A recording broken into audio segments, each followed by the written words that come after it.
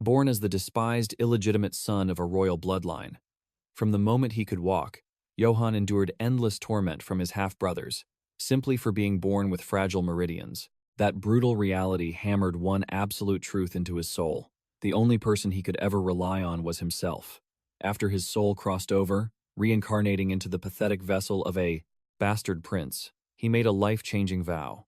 He would forge his physical body to absolute perfection. He pushed past mortal limits, running for endless miles, consuming monstrous amounts of spirit-nourishing protein, and tempering his flesh through daily, bone-crushing martial arts. Following years of this hellish body cultivation, he morphed into an absolute monster. He could shatter massive trees with bare fists and possessed the power to level entire forests with a single strike, because with every drop of sweat, his overwhelming, tyrannical strength multiplied without any heavenly ceiling. This realm operates on one ruthless law of cultivation. The weak bleed into the earth, while the strong drink their fill. A horned beast prowls through the shadowy abyss of the forest. It pauses, lowering its guard to graze on spiritual herbs. Concealed within the dense brush, a silent hunter locks his gaze. That is his prey. He forces his breathing to steady, channeling every ounce of his relentless training. With the bowstring pulled taut, he takes deadly aim. But the moment he releases, the fragile weapon violently snaps. The sharp crack echoes like thunder, sending the beast fleeing into the shadows. His hunting partner cries out in pure frustration. He demands to know why Lord Yohan crushed the weapon instead of securing their kill. Yohan calmly replies that the pathetic wood simply could not handle his physical aura. But the older man protests, swearing he bought it just 7 days ago. He questions why an aristocrat like Yohan insists on playing in the mud as a hunter. He argues that the young lord should be mastering the elegant way of the sword. The reincarnated noble meets his gaze with dead silence. He bluntly states that swinging a sword brings 0 gold until someone hires you. He signals to keep moving.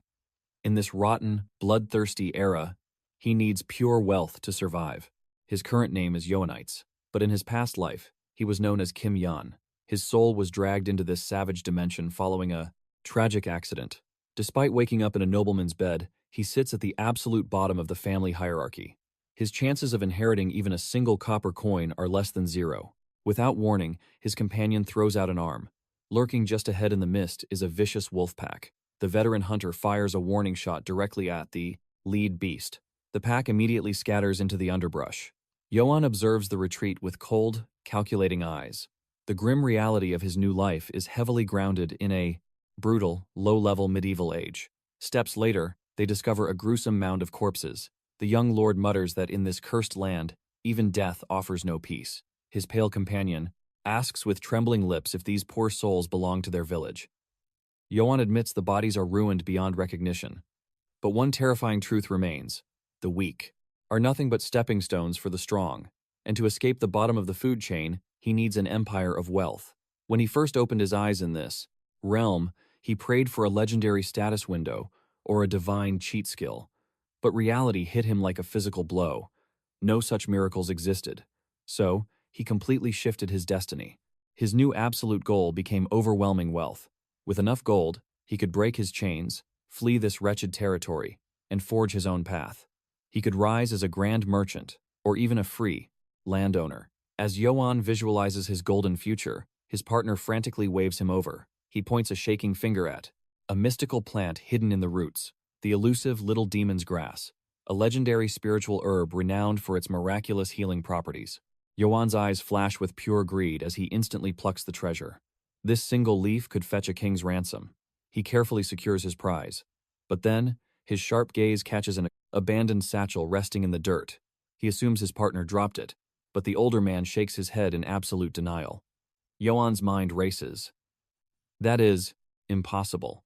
Ordinary villagers never dare to step foot into the heart of this demon-infested forest. The veteran hunter's blood suddenly runs cold. A bone-chilling shriek pierces through the canopy, sending shivers down their spines.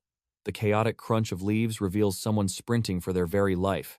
A chorus of demonic howls rapidly closes the distance. Aura flares as they rush forward, finding a small child weeping atop a fragile branch, surrounded by ravenous beasts. Joseph's eyes widen in horror. He recognizes her instantly. It is Dell, the local farmer's daughter. Why would a fragile child wander into this graveyard? The bloodthirsty pack snarls, baring their razor-sharp fangs. Joseph panics, warning that the numbers are heavily against them. He begs the young lord to fall back and rally the guards. But Johan simply strides forward with an arrogant smirk. Joseph screams that these are not mere animals, but apex predators. The reincarnated prince just laughs, instructing the old man to grab the girl while he holds the front line. Joseph is struck entirely speechless. He cannot fathom why a selfish aristocrat would ever throw away his noble life to shield a filthy commoner. But inside Johan's mind, gears are rapidly turning. This is not a rescue mission. This is a walking gold mine.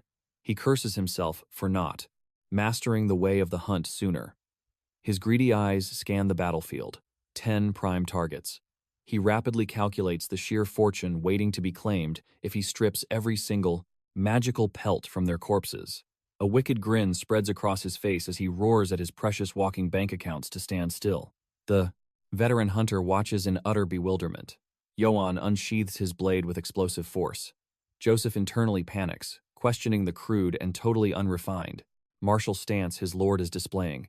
Driven by bloodlust, the monsters launch their assault. Johan vanishes into a blur of motion. A massive alpha lunges through the air, sinking its crushing jaws directly onto the steel blade. With a deafening crack, the cheap sword shatters into a dozen pieces. The sheer kinetic backlash sends the massive beast violently reeling, leaving Johan momentarily stunned. But there is zero time to breathe. A second shadow strikes from his blind spot. In a flash, a deadly ring of fangs closes around him. Joseph watches the nightmare unfold, screaming his lord's name in pure agony. Sir Johan is trapped. Meanwhile, miles away in the Baltradin territory, the ruling family proceeds with their tyrannical inspection. Peasant villagers throw their foreheads to the dirt as the oppressive entourage marches by. A trembling father completely hides his child from their terrifying gaze. Madame Illegitimate, the arrogant concubine, pinches her nose in absolute disgust at the stench of poverty. Beside her, the cold-blooded heir, Philippes, walks forward in chilling silence.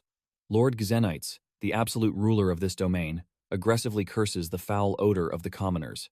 Breaking the tension, Philip calmly reports to his father that the pathetic bastard, Johan, has completely vanished. He politely suggests deploying the Shadow Guard to retrieve the trash, but the cruel lord's face instantly twists into blazing wrath at hearing that cursed name. "Forget that worthless trash," he sneers. "If he dies like his pathetic mother, so be it." Lord Gezin throws his head back, howling with laughter. But his arrogant amusement abruptly dies. His piercing gaze locks onto something out of place. "What is that massive pile of hay doing at the village gates?" he demands. Trembling, lowly villager stammers. "We used it to hide the aftermath of young Master Jan's training," Gezin scoffs, his lips curling in supreme disgust. He resumes his merciless mockery, sneering at the very idea of a pathetic insect practicing martial arts. But the moment the hay is pulled back, his arrogant smirk shatters. What lies beneath leaves him absolutely paralyzed. Stamped perfectly into the ancient tree trunk is the devastating imprint of a bare fist. And it wasn't just one. Dozens of ancient trunks in the clearing have been utterly obliterated by the exact same explosive force. Meanwhile, deep within the blood-stained forest, Jan crouches low, completely encircled by a sea of ravenous demonic wolves. A beast bears its fangs, yet instinct makes it hesitate. Realizing a clumsy blade only holds him back, Jan casually tosses the cunt. "Steal away," he smirks at the growling pack. "Come here, my beautiful little gold coins." It was time to unleash his true martial arts. In this brutal era, where the strong devour the weak, he refused to be the prey. He needed wealth, absolute power, and survival. And to claim that wealth, every beast standing before him had to be completely eradicated. He required a monstrous, overwhelming strength, an absolute power that shatters the very limits of human cultivation. In a sudden, explosive blur of motion, his fists become a storm of destruction. Joseph watches, utterly paralyzed by shock. Each devastating strike shatters bone and crushes organs. With terrifying ease, he launches massive beasts through the air like ragdolls. Snatching a frenzied wolf by the throat, he channels his aura and executes a flawless, fatal strike. The bloodthirsty predator collapses, its life force instantly extinguished. The veteran hunter's jaw drops at this godlike display of raw physical mastery. Standing victorious amidst a mountain of slaughtered beasts, Jan's eyes gleam with pure greed. I wonder how much silver these hides will fetch. From day one, Jan faced a brutal, unforgiving reality. Surviving in this barbaric realm was hell on earth. Born as a supposed stain on a noble bloodline, his arrogant older brothers labeled him a worthless, motherless bastard. They treated him worse than a stray dog, raining down merciless beatings for pure entertainment, promising absolute slaughter if he ever dared to raise his head. It was a harsh awakening to the absolute cruelty of this dog-eat-dog cultivation world. If he died in an alley, not a single soul would shed a tear. His fate was entirely in his own two hands. Desperate for power, he asked the heavens how a mere mortal could survive this dark age. But fate had granted him one singular, overpowered trump card, the supreme cheat skill of his past life. Memories of a modern scholar burned brightly in his soul. While these arrogant nobles relied on primitive swinging, Jan's mind was a fortress of advanced human biomechanics, concepts these medieval fools couldn't even fathom. He weaponized this forbidden knowledge, forging his body through elite sports science and grueling high-intensity interval conditioning. He hijacked their garbage, transforming discarded scraps into a perfectly calculated, high-protein cultivation diet. Day after day, the despised outcast pushed past the threshold of human agony, fusing modern athletic science with devastating close-quarters combat arts. Through oceans of sweat and blood, his relentless iron body training mutated his very foundations. Years of agonizing discipline finally crystallized into explosive physical power. With earth-shattering force, his fists battered the giant oak. Crack! The massive trunk exploded into splinters, completely obliterated by bare knuckles. With every bone-breaking session, his mortal flesh evolved, radiating a truly monstrous, overwhelming vitality. The rush of ascending past his limits was purely intoxicating. But in a world ruled by bloodlines, was this godlike strength a divine blessing or a curse, inviting death? The symphony of slaughter in the dark woods finally fell dead silent. Jan calmly brushed the demonic blood from his knuckles. Surveying the mountain of butchered point, predators, he smiled. Looks like the gold mine is finally tapped out. Nearby, Joseph frantically checked on Dell, and the terrified servant girl collapsed into his arms. The veteran, Tracker exhaled a breath he didn't know he was holding. "Young Master Jan, that was pure madness," he scolded, his voice trembling at the sheer suicidal recklessness of the boy's actions. Yet, deep down, his hardened heart was deeply moved. A noble risking his own life to shield a lowly servant girl from the jaws of death? It was unheard of.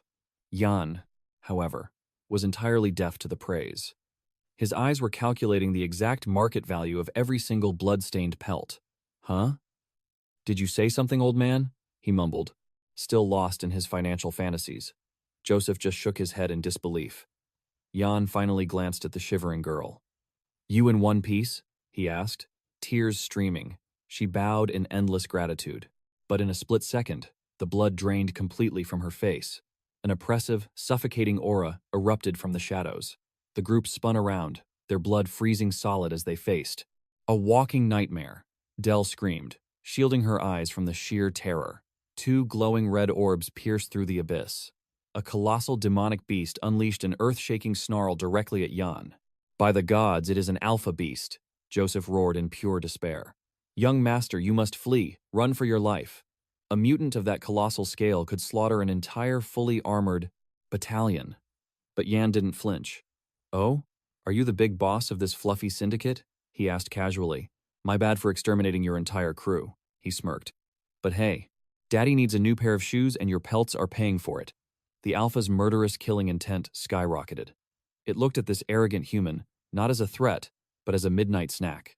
With a jaw wide enough to crush boulders, it launched itself like a furry missile. "Alpha or not, you are just a walking bag of coins," Jan declared, gripping a jagged stone infused with his aura. His eyes burned with capitalist fury. "Your premium height is going to make me rich." Boom! He smashed the rock directly into the apex predator's skull. The titanic beast staggered backward, dark blood spraying from its forehead. "Tch, damn it, I damaged the merchandise." Jan clicked his tongue. "The Merchant Guild is totally going to lowball me for that scratch." Insulted and bleeding, the Alpha glared with an apocalyptic wrath. It tilted its massive head back, unleashing a soul-crushing sonic shockwave that tore through the very fabric of the forest. The demonic roar hit them like a physical wall of force. Everyone collapsed, clutching their bleeding eardrums in sheer agony. Even Jan gritted his teeth against the piercing shockwave. What kind of overpowered sonic skill is this? He groaned. A terrifying realization struck him. His life force was being rapidly siphoned out of his body. The clearing descended into absolute chaotic darkness.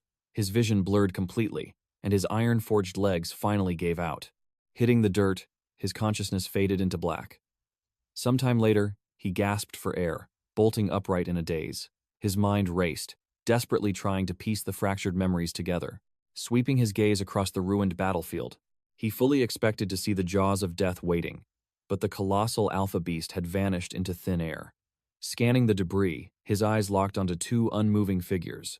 Rushing over with his heart in his throat, he sighed in immense relief. They were unconscious but still breathing. Hoisting the heavy veteran onto his shoulders, he steeled his gaze.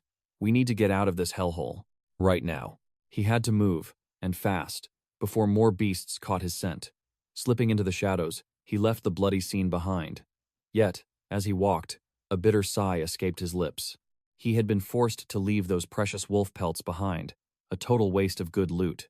The eerie silence of the midnight forest swallowed his footsteps. Up ahead, the village was still blazing with torchlight. Was the entire settlement out searching for little Dell? They were probably just trying to curry favor with her father. For a fleeting second, he pictured his own father praising him, finally acknowledging his strength for wiping out a mutant wolf pack, but he quickly shook his head. All he really wanted was a spot in the village guard, just enough copper to keep his stomach full. Suddenly, his martial instincts flared, and he froze in his tracks. A heavy pressure filled the air.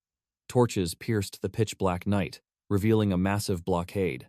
It was his father's grand inspection retinue, standing right in his path. Johan narrowed his eyes, confused by the hostile formation.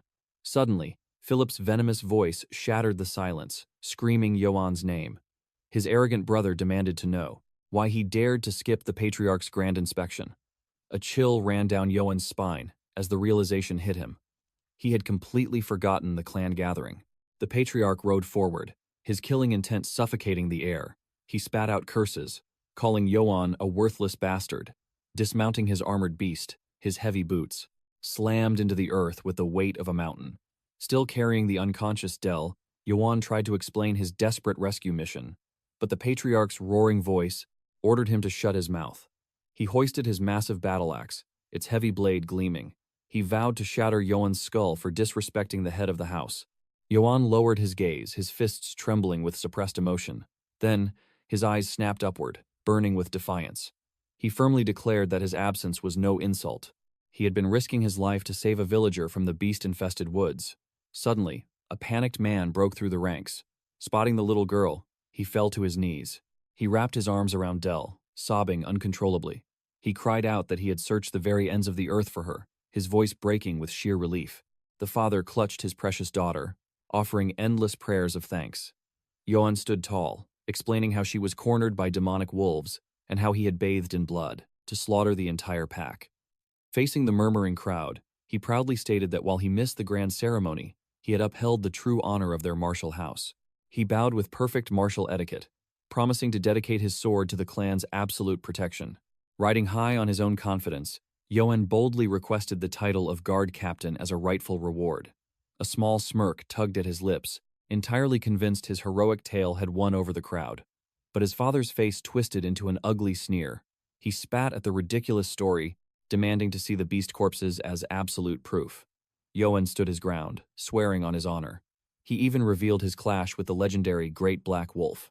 Gasps echoed through the terrified villagers. His father's eyes went wide with pure malice. He roared that it was a pathetic lie, threatening to tear Johan's tongue straight from his mouth. Left with zero options, Johan's aura flared. He challenged his own father to a martial duel to prove his strength. Turning his back to the crowd, he accepted his grim fate.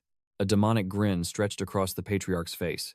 He eagerly accepted, mocking the boy's foolish bravado. He commanded Johan to draw his weapon for a pure clash of steel. Johan stared at his empty hands, the word weapon echoing in his mind.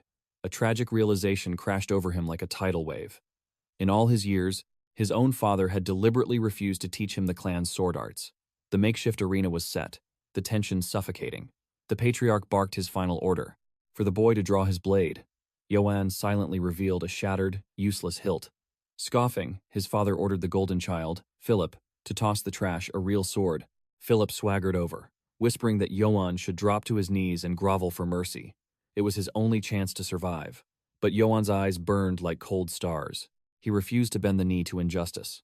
Shoving the arrogant young master aside, he gripped the borrowed steel, his fighting spirit erupting. Across the dirt, the patriarch locked his heavy helmet into place. Staring down the man who abandoned him, Johan unleashed his explosive speed. He pushed off the earth, charging forward.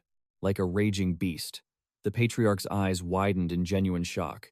The boy's raw power was terrifying. Johan's blade collided squarely with the massive battle axe. A deafening crack echoed as the borrowed sword instantly shattered into a million pieces. A razor-sharp shard sliced deeply into Johan's forehead. The sheer kinetic force knocked his father backward, boots skidding through the dirt. Gritting his teeth in fury, the patriarch lunged forward. He swung the deadly axe, screaming that Johan was nothing but a leech. Johan barely dodged, the wind pressure of the swing nearly tearing his skin. Philip cheered wildly, demanding death for insulting the Lord. The horrified onlookers realized the patriarch was fighting to kill his own blood. He unleashed a flurry of devastating strikes, roaring that he kept the sword arts hidden because Johan was a pathetic mistake. He rained down blow after heavy blow, mocking the boy's impossible dream of surpassing him. He roared to the heavens that the clan's power belonged solely to him, and not even the emperor himself could snatch his throne. Johan stood his ground, a crimson river pouring from his shattered brow. The hot blood flooded his vision, turning his world a blinding red. Philip screamed out in twisted delight. In a brutal flash, the patriarch drove the solid iron handle of his axe straight at Johan's face. The crowd held its breath. Johan threw up his broken hilt in a desperate block, but the overwhelming aura crushed his defense. The metal exploded into useless dust. Meeting his father's merciless gaze, he finally let out a defeated breath. Johan's knees hit the dirt, surrounded by the glittering remains of his shattered pride. The patriarch loomed over him like a demon god, whispering that trash should stay in the gutter. He delivered one final, chilling vow. If Johan ever showed his face again, he would personally grind his skull to ash. Turning his cloak, he vanished into the night, leaving his bleeding son abandoned in the dirt. The villagers merely stared, whispering the fallen boy's name. Far away in a sacred cathedral, a righteous voice thundered through the halls, condemning the patriarch's wicked cruelty.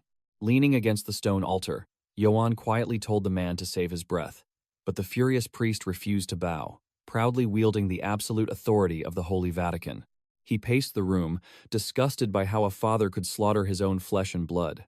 Wrapped in heavy bandages, Johan flashed a faint, dangerous smile, insisting he was perfectly fine. He was still breathing, and that was enough. The priest scoffed at the sheer madness of it all.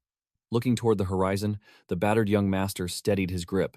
A heavy silence fell over the room. Having never studied the way of the sword, the sheer weight of his own powerlessness crushed him. The gentle priest offered a comforting smile, explaining that defeat was his only destiny.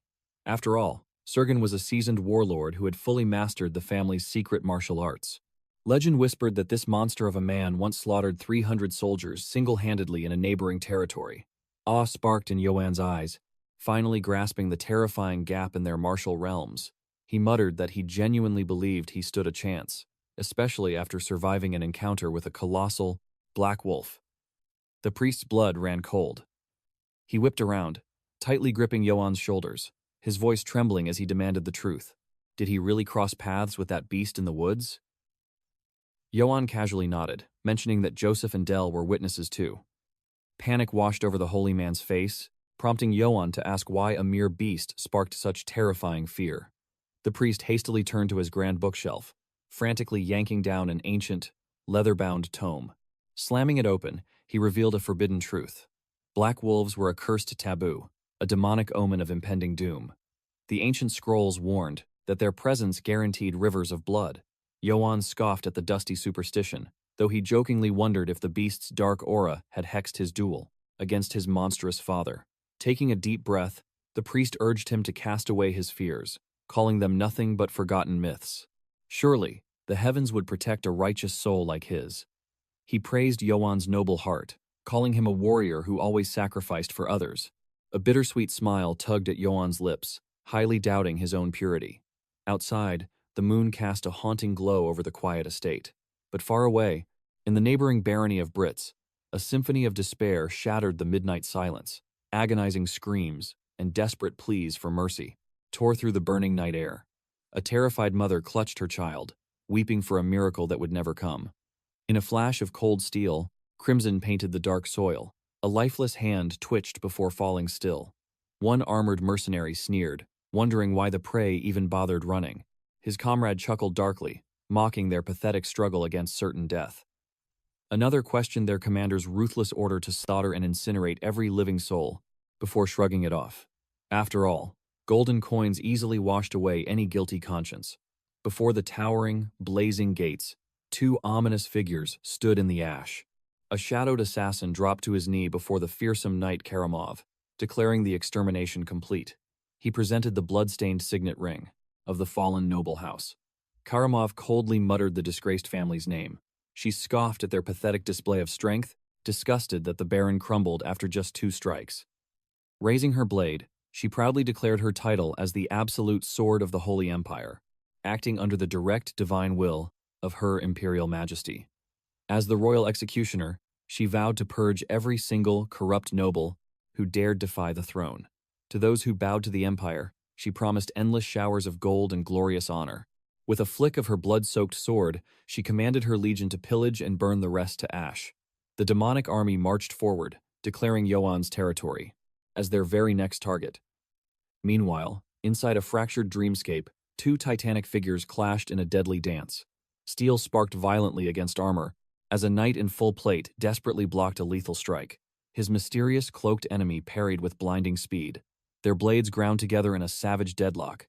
With a devastating counterattack, the hooded warrior's helmet was violently ripped away. A gruesome fountain of crimson erupted into the void. The hollow metal clattered across the cold stone, exposing a horrifyingly familiar face. Suddenly, his eyes snapped open in the real world. Johan launched upright, gasping for air as cold sweat drenched his sheets. He was safe in his room. Clutching his chest, he tried to brush it off as a mere nightmare. But the chilling truth set in.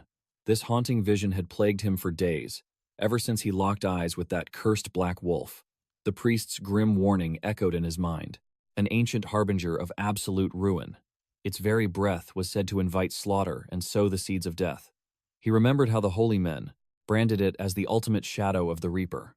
But Johan forcefully shook his head, rejecting the dark prophecy. It was just a bedtime story for cowards, and besides, he hadn't provoked the demonic beast. But then, a very awkward memory flashed before his eyes. He did actually lob a massively heavy rock, right at its head. Slapping his cheeks to banish the useless anxiety, he headed out to cultivate his strength. Under the burning dusk sky, Johan pushed his body to its absolute limits. Suddenly, an arrogant voice spat out, calling him a pathetic piece of trash. Johan glanced over his shoulder. 2 sneering lackeys strutted forward, mockingly reminding him of his father's strict order, to stay out of sight like an obedient dog. They sneered with pure contempt, laughing at his desperate attempts to build his aura by chopping wood. The relentless humiliation poured from their lips. Breaking twigs was a pitiful parlor trick for a weakling like him. They openly ridiculed his foolish ambition of joining the elite guard, spitting that his powerful father would never elevate a disgrace like him. The lackey sneered that his only true purpose was to have his skull cracked open and his flesh tossed to the wild boars.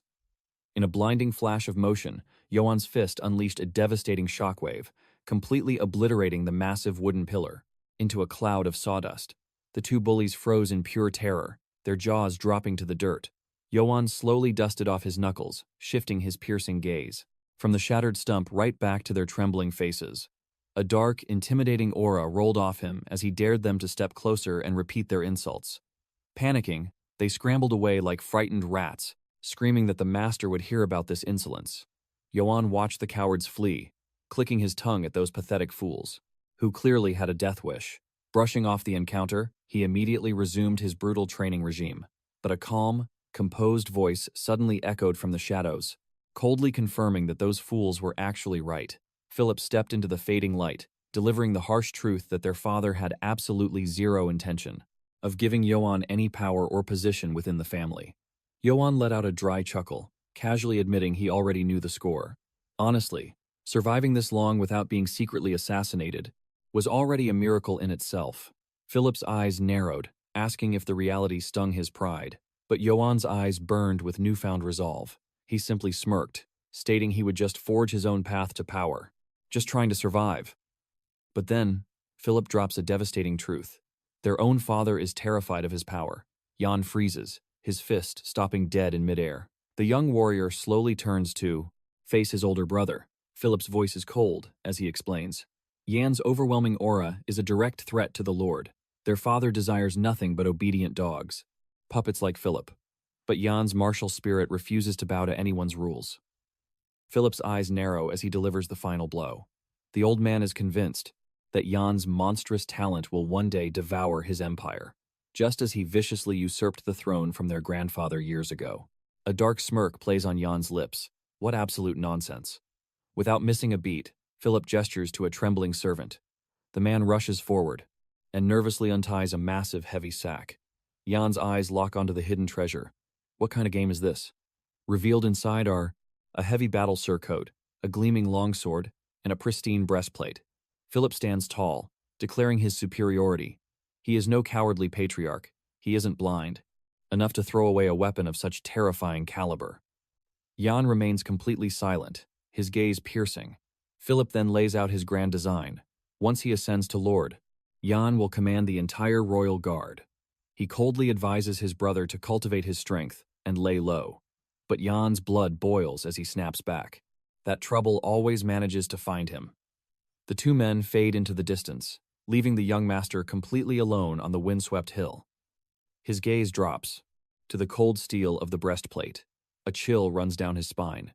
It's the exact same cursed armor from his visions of death. Will, donning this metal, seal his fate? Will he perish, just like in the terrifying nightmare? Yet, an unyielding fire burns in his chest. He will crush the heavens and shatter this destiny, even without a guarantee. Resolving his heart, Johan accepts the path of the warrior. Victory requires armor. He tightly secures the heavy breastplate and wraps the cloak around his shoulders, feeling the weight of his chosen path. A sinister laugh drifts through the dying light of the setting sun. Meanwhile, deep inside a bustling tavern, a drunken man passionately swears he is speaking the absolute truth. The crowd scoffs, calling it a drunken illusion. But the man slams his fist, recounting the epic tale. Sir Johan slaughtered the demonic wolves, unleashing his blade purely to shield Del and Joseph. A paragon of true martial honor. The patrons nod in deep respect. Johan possesses a noble spirit that far eclipses the corrupt lord. Hidden in the dim corner, a cloaked shadow absorbs every word. One bold villager fiercely declares that Johan should have severed the tyrant's miserable head right then and there. Suddenly, Joseph bursts through the tavern doors. Drinks for everyone. On him. The mysterious shadow steps forward. What is the occasion? Joseph hoists his overflowing mug high into the air. A toast to the great Sir Johan, the savior of his precious daughter. A local squints at the cloaked intruder. Who exactly is this guy? His presence is completely foreign to these lands. The shadow chuckles darkly. He simply notes their suicidal bravery, spitting on the Lord's name, in the presence of an unknown wanderer. The tavern falls utterly silent. The stranger's eyes gleam beneath the cowl. The people of this territory seem absolutely fearless in the face of death. His voice drops to a lethal whisper. Their little heroic tale has caught his attention. He commands them to spill every single detail. An oppressive aura suffocates the terrified villagers. He demands to know everything about this legendary Johan. Miles away under the moonlit sky, the young warrior strolls. Through the quiet, sleeping village, his mind drifts to Philip's ambitious vow, commander of the royal guard. It seems his grueling path of cultivation is finally blooming into a golden destiny. But instantly, Johan's combat instincts flare. He halts his steps and turns. A helpless, drunken figure, slumped in the dirt. A true martial commander never abandons his people. His honor dictates he must help. Johan closes the distance, his guard relaxed. He gently offers to guide the poor soul home before the freezing winds take him. In a flash of terrifying speed, piercing ice bites into his throat. A venomous blade is pressed right against his vital artery. Johan's eyes widen as death breathes down his neck. Was this an executioner sent by the Lord? No. That coward lacks the means. The poisonous mistress? Or was this Philip's ultimate betrayal? The killer's identity is completely veiled in shadow, Forcing his voice steady, Yohan demands to know the assassin's price. If it is worldly wealth, he will surrender every silver piece to preserve his life. But the Reaper, in the shadows, sneers at the mention of mere gold. Wealth means nothing to a master of death. The demon whispers Yan's true name. He has exactly one question, and it comes with a bloody warning. If the answer lacks absolute perfection, his head will hit the dirt right now. Yan's heart hammers against his ribs. One wrong syllable equals instant slaughter. He violently suppresses his rising panic. His spiritual focus sharpens to a razor's edge. He must calculate the ultimate response to cheat death. The trial of life and death officially begins. Yohan steels his soul, bracing for impact. The shadow inspects Yan's supreme martial foundation. His terrifying aura belies his origin.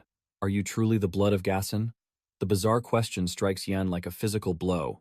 With the Grim Reaper's blade biting his flesh, he grinds his teeth in agonizing hesitation. But his inner dragon awakens, he boldly declares. Sometimes a heaven-defying lion can be birthed from the filthy bloodline of a pig. The crushing silence stretches into an eternity. Cold sweat drips down Yan's temple. Did he just seal his own doom? The shadow trembles. And then, without warning, a monstrous booming laughter shatters the night sky. The answer was utterly magnificent. But as Yohan demands his freedom, the assassin coldly denies him. Instead, the Jai demon stakes his claim.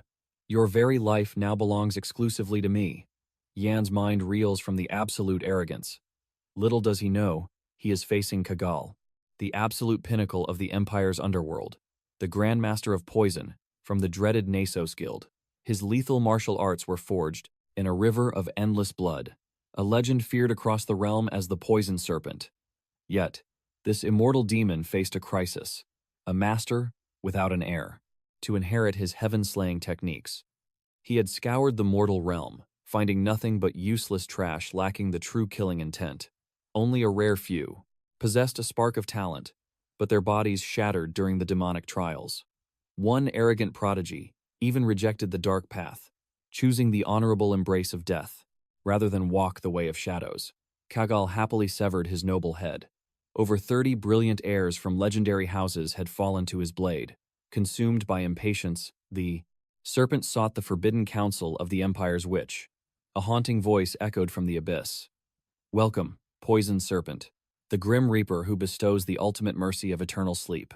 The Jabal, the witch reveals that the disciple he desperately seeks resides within the forgotten walls of that lord's castle, one of his very own sons. Kagal narrows his eyes, questioning if his destined successor could truly be rotting in such a desolate wasteland. The witch offers a dangerous wager, her gold returned if the prophecy crumbles into dust. He seals the deal, deciding to place his ultimate faith in her sight.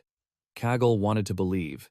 He had wasted far too many years wandering the realm, and the hourglass of his life was running dangerously low on sand. Yet, shadows of doubt clung to him as he stepped into the forgotten estate. Gazing up at the decaying castle, he made a cold vow. If the boy proved unworthy of his legacy, he would simply slice his throat. Snapping back to the present, Kagal unleashes his terrifying aura. He introduces himself as the Nasos, Guildmaster. Declaring that Yohan has been chosen as his sole successor, he offers a brutal ultimatum. Die by my blade right now, or inherit my absolute swordsmanship. There is no third path. Yohan stands utterly speechless at the overwhelming pressure. Then, his eyes spark with madness, and he shouts, demanding to know exactly how much gold he needs to cough up for these legendary lessons. Kagal's aura falters as he replies that he requires 0 coin. Yohan's jaw drops. A legendary guildmaster wielding godlike skills is offering to train him for absolutely nothing. Yohan lunges forward, grabbing Kagal in pure desperation. He screams that he has waited his entire pathetic life for a savior like him. But Kagal's expression turns dark. He reminds the boy that his swordsmanship walks the path of shadows. It is the blood-soaked blade of an assassin. He warns him that merely learning this forbidden technique will brand him as absolute filth, a permanent disgrace to any noble knight's family. Yohan roars back that he could not care less about worthless honor or noble shame. He falls to his knees, begging to be molded into a lethal weapon. Kagal smirks, accepting the chaotic youth. This kind of insane brat is definitely a first for him. Yohan instantly bows, calling him master. Then, without missing a single beat, He asks if he will be receiving a monthly allowance, since his new master bragged about swimming in gold. Kaggle stares at the shameless boy in absolute silence, concluding that this brat is truly an unbelievable headache. The scene violently shifts back to the grim estate. Lord Guyan, seated atop his massive warhorse, coldly announces that the useless inspection has finally ended, and he will be departing from this wretched place. Philip bows his head, promising to protect the fortress in his absence. But Madame steps forward, her eyes burning with ambition. She vows that no matter how much blood is spilled, this domain will belong solely to her. Philip spits in disgust, calling her a foolish old woman. He declares with absolute certainty that he alone is destined to sit on the Lord's throne. Lord Guyan merely turns his back on the pathetic display. He snarls that he is sick to death of their petty squabbling, and they can tear each other apart for all he cares. Deep inside the cold stone walls, Philip approaches his father with a sinister whisper. He reports that the trash named Johan has not returned, and asks if they should launch a search. Philip looks to his father for guidance, but Lord Guyan's eyes are devoid of all warmth. He orders him not to waste a single breath on that worthless bastard. Whether he lives or dies in a ditch is none of their concern. Philip bows low, apologizing for his useless sympathy. But as he turns away, a venomous curiosity creeps into his mind. Where exactly is that pathetic Johan, and what kind of trouble is he brewing? Meanwhile, deep within the treacherous forest, bordering the castle, Kaggle declares the true test of Johan's martial foundation has begun. Johan lazily asks to borrow a weapon, explaining his brute strength shatters ordinary iron in seconds. Kaggle tosses him a standard blade. The Grandmaster observes the boy's crude posture, finding him disgustingly reckless. Every single thing about him screams amateur. Kaggle slowly draws his own terrifying sword. He genuinely contemplates slaughtering the boy right here, and asks if he is prepared to meet his maker. Johan grips the hilt, a wild grin spreading across his face, and shouts, "Yes, master!" and apprentice stand locked in a deadly standoff beneath the forest canopy. Kaggle scoffs at Johan's pathetic, open stance, deciding this trash truly deserves to be eradicated. Johan tilts his head, asking if he is forced to use traditional sword arts, or if he can unleash absolute chaos. Kaggle coldly grants him permission to fight like a wild beast. The master authorizes him to use any dirty trick in the book: fists, crushing stones, or jagged blades. Johan's grip on the hilt tightens like a vice. Without warning, an overwhelming, monstrous aura erupts from his frail body. Kaggle watches in absolute shock as the very air begins to fracture and shatter around them. In that exact, breathless moment, the master finally understands. All of his previous doubts were utterly laughable. Kaggle's pupils shrink to pinpricks at the horrifying revelation. The raw physical power contained within this boy was catastrophically monstrous. Johan launches himself forward like a cannonball, throwing a devastating punch that literally tears the air apart. The vacuum of immense pressure leaves Kaggle stunned. The Grandmaster's survival instincts scream at him.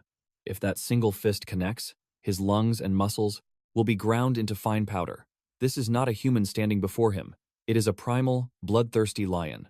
Moments later, Kaggle's trembling hand rests heavily on his weapon's hilt. The battlefield has transformed into a high-speed blur of deadly intent. The master flickers like a phantom, completely erasing his presence.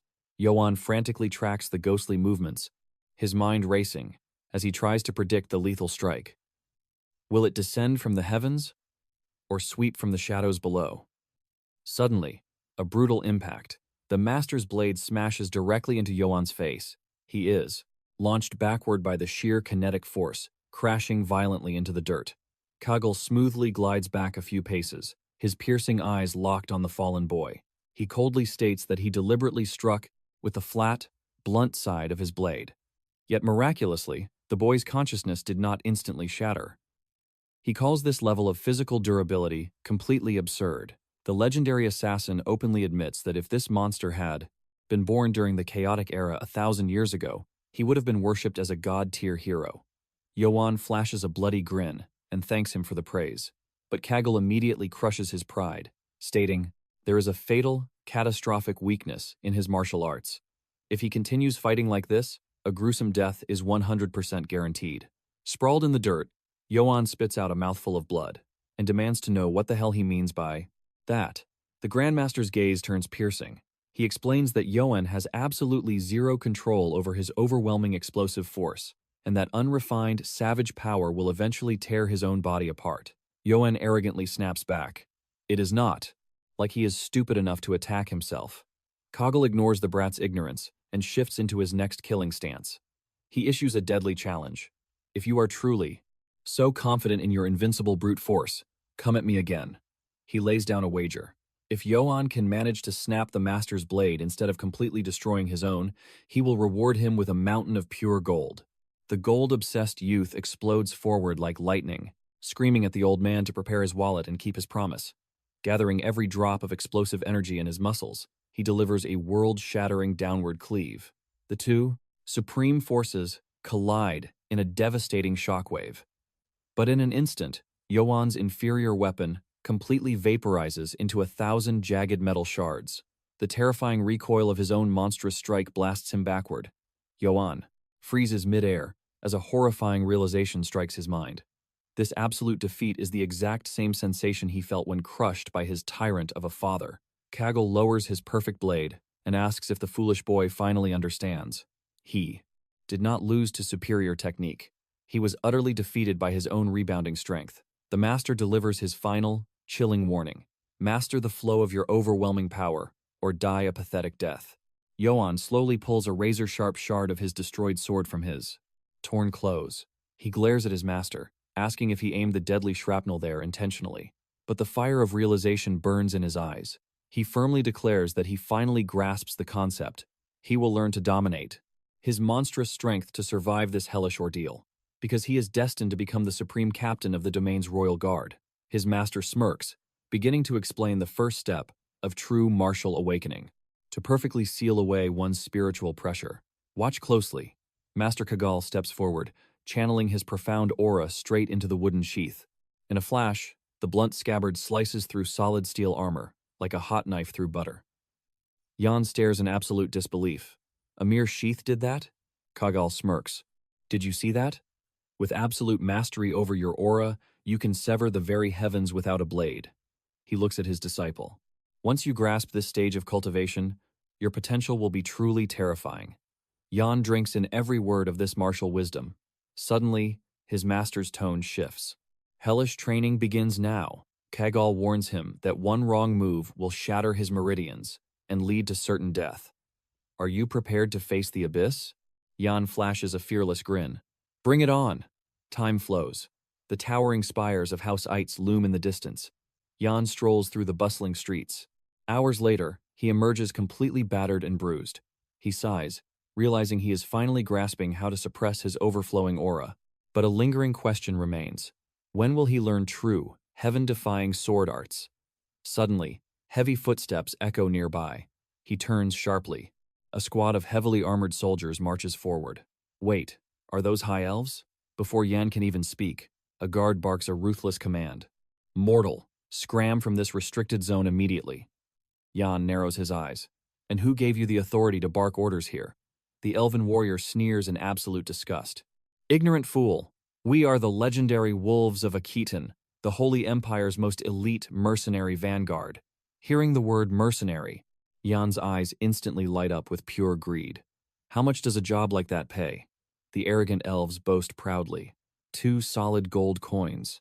For a single mission, that is a supreme fortune compared to a mortal guard's wages. In this realm, absolute power brings absolute wealth. The elf mocks.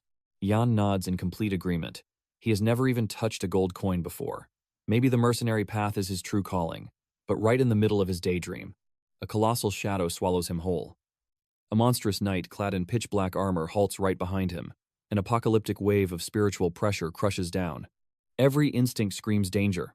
Yohan's hand flies to his hilt, desperately preparing to draw his blade to survive, but his body completely freezes. Cold sweat drenches his back. Why is his cultivation core trembling so violently?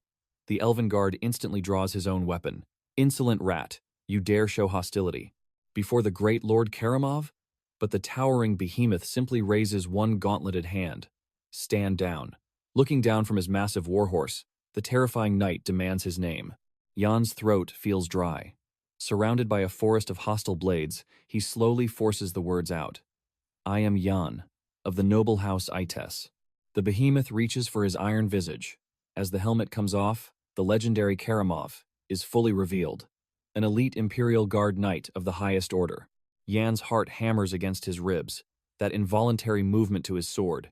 He has never felt such an agonizing aura in his entire life, not during the deadly Black Wolf Beast trial, not even when his own bloodfather unleashed his killing blow. This man's killing intent is a suffocating ocean of blood. It is the absolute terror of a mortal facing an ancient dragon. Karamov's eyes are completely dead as he orders him to step aside. Yan's spiritual energy is completely suppressed. Fighting the paralysis, he forces his trembling legs to move. The elves mock his pathetic, fear-stricken face. As the elite vanguard marches on, one throws back a cruel sneer. "Watch your back, mortal, if you survive that long." A younger knight named Jane whispers to the giant, "My lord, is it truly wise to let the boy live?" Karamov's voice is absolute ice. "Spilling blood today is completely unnecessary. At least, not yet." Yan glares at their retreating backs as they breach the inner gates. Why would a supreme imperial powerhouse descend upon this remote territory? Deep within the estate, panic erupts. Philip Ites sprints desperately through the grand corridors. Why has a celestial being graced their humble domain? Gasping for breath, Philip bows deeply, claiming the title of future patriarch. Suddenly, Madame Ites cuts him off. Overflowing with flattery, she shoves her own son forward as the one true heir to the lineage. She even shamelessly flirts with the imperial legend, begging him to grace her inner chambers. But the towering knight? He treats them all like complete air. Striding right past her desperate cries, he drops his heavy helmet. With absolute arrogance, he claims the family's main throne for himself. "Where is the old man Gessen hiding?" he demands. The entire clan shivers below. Philip grits his teeth at the blatant disrespect. "You dare speak the patriarch's name so casually?" But the madame quickly silences him. "Fool, he is the Empire's supreme spear. His word is absolute law." Philip's knuckles turn white with fury.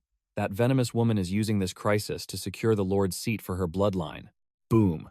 Karamov's hand slams onto his sword hilt. "Silence, you pathetic insects." He roars for everyone to vanish and demands the finest imperial wine. Gripping his massive blade, he vows to hold this very hall hostage until Gessen reveals himself.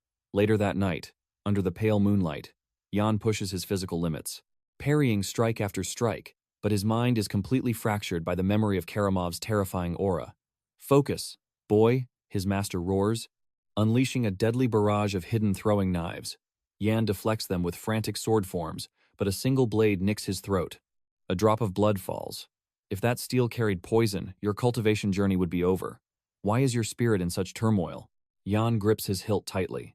The supreme imperial knights have breached the village. The energy in the air, it feels incredibly sinister.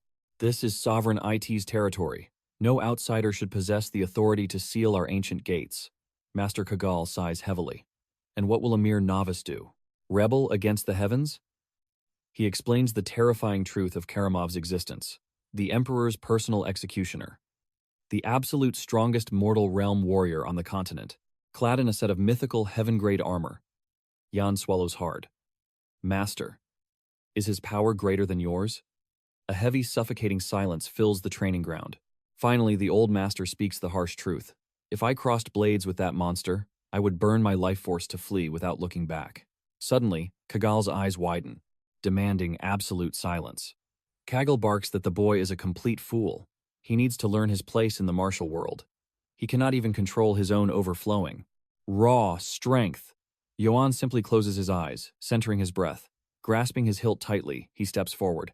He declares with burning resolve that he will break through. His old master releases a heavy sigh, challenging him to advance. The two warriors blur into motion, clashing at terrifying speeds. Johan takes a brutal strike from the wooden scabbard, but roars too. "Keep pushing." Another crushing blow lands, yet the boy demands another round. Bruised and battered, his iron will refuses to shatter. Kagal's voice booms across the courtyard, daring the kid to charge once more. The young prodigy grinds his teeth in frustration. Why is his spiritual energy failing him? He cannot fathom why his blade cannot slice a mere wooden sheath. Suddenly, the teachings of ki circulation flash through his mind. Brute force is useless. He must channel his internal aura directly into the very tip of his blade.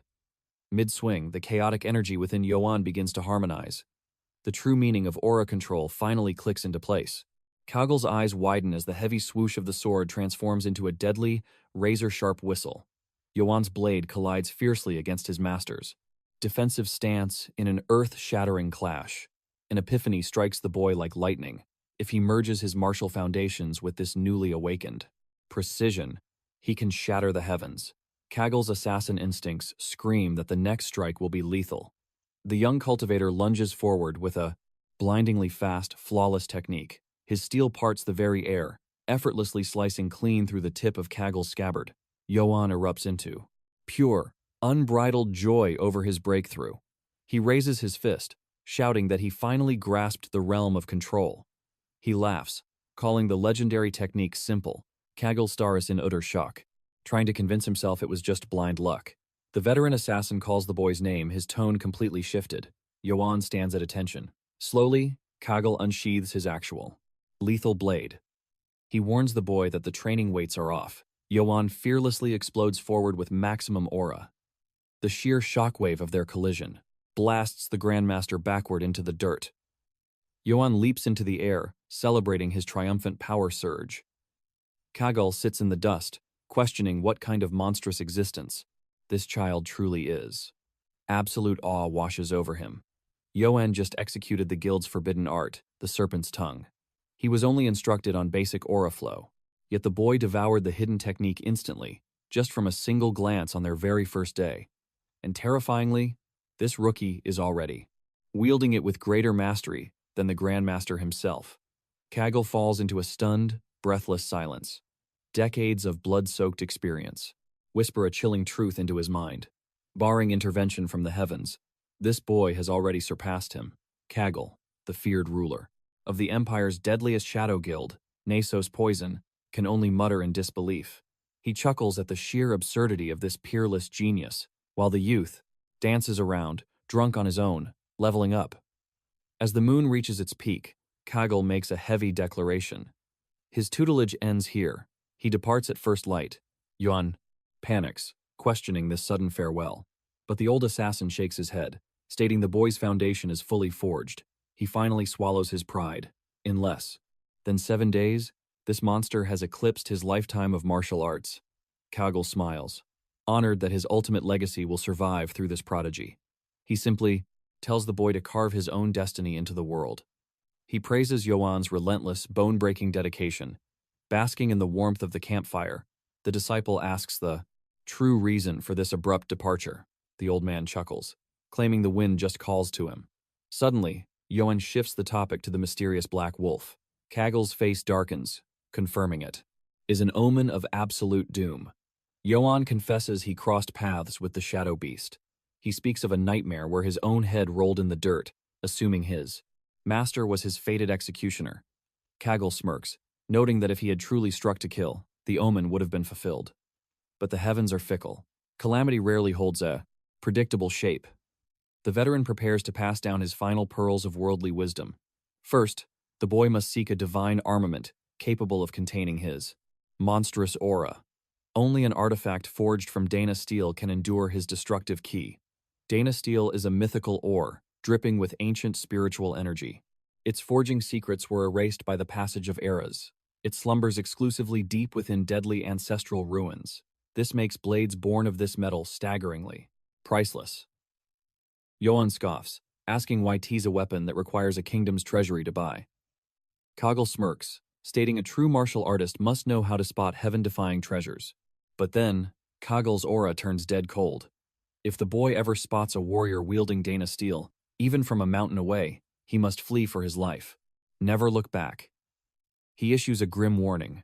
Pride in the cultivation world only leads to an early bloody grave. Yoan solemnly engraves the lesson into his heart. The Grandmaster rises to vanish into the shadows. Yoan asks if the time for farewell has truly come.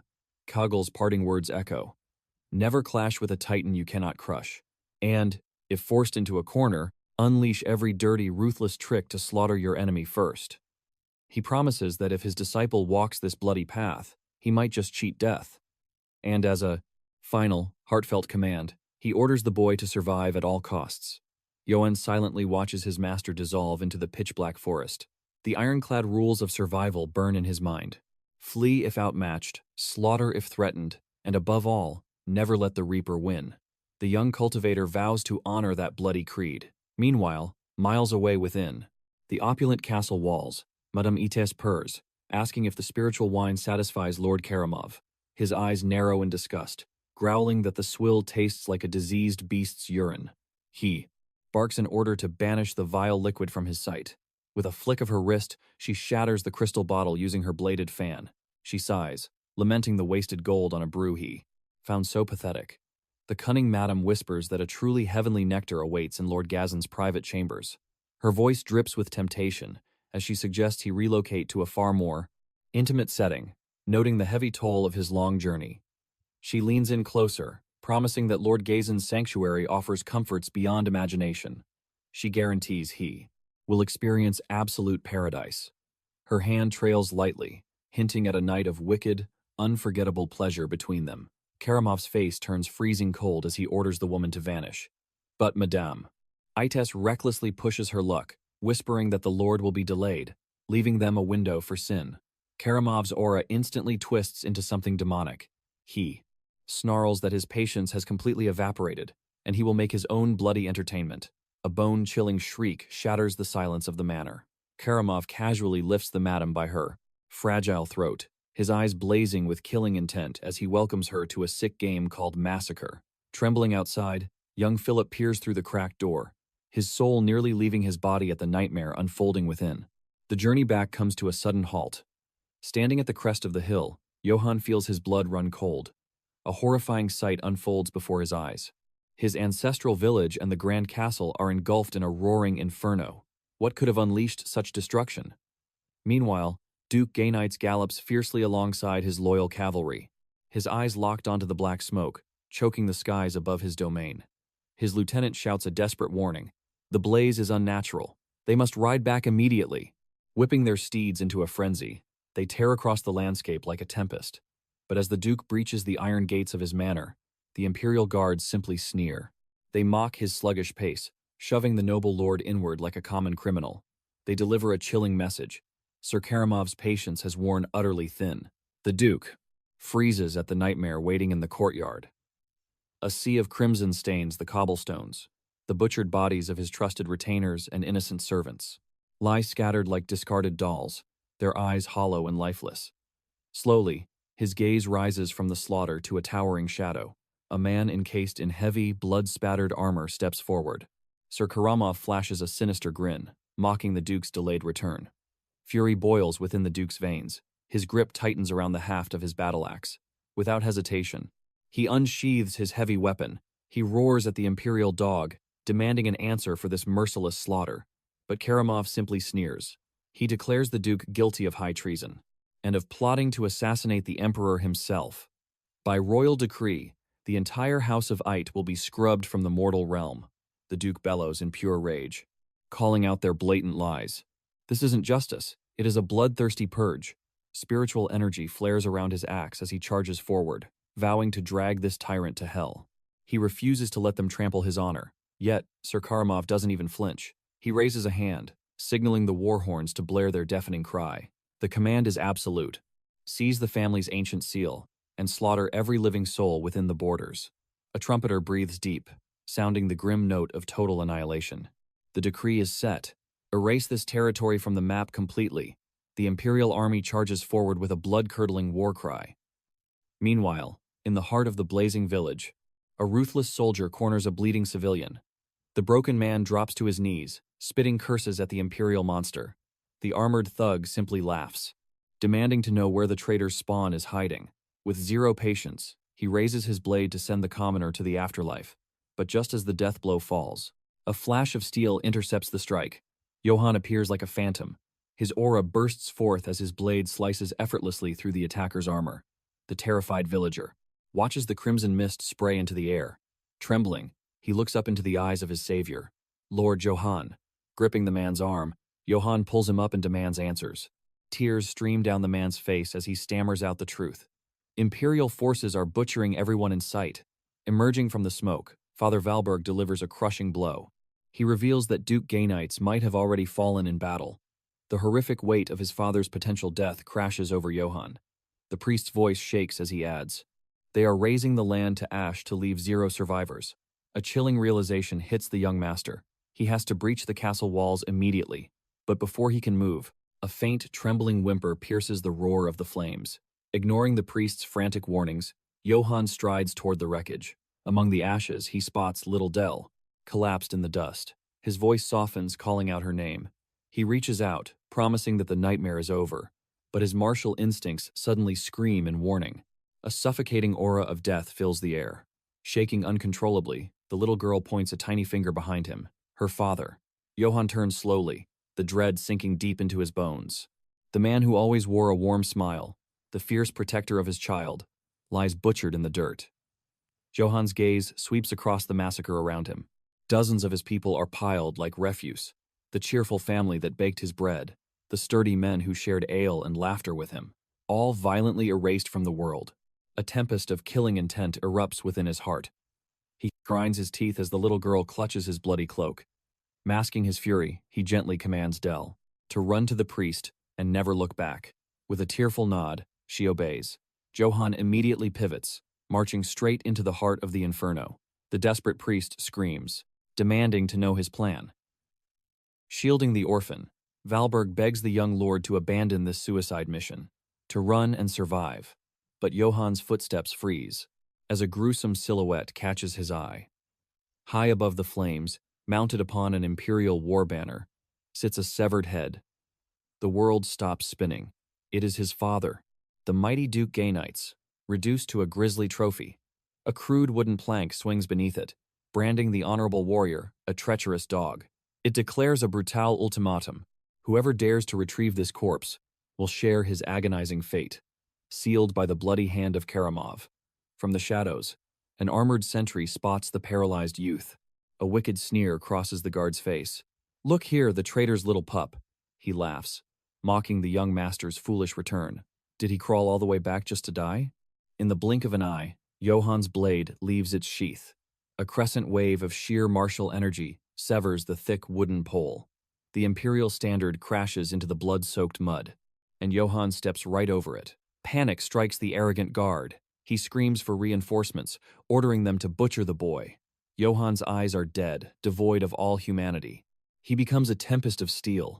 Every strike is a flawless execution, tearing through armor like paper. As the final corpse thuds against the earth, Johan stands alone in an ocean of ash. His home is nothing but cinders. A dark question echoes in his mind. Why fight a battle he cannot win? Why march toward the impenetrable fortress? He remembers the priest's warning.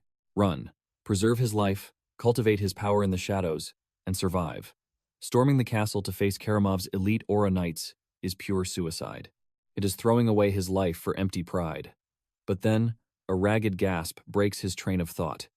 Beneath a pile of slaughtered guards lies Sir Philip, his most loyal knight.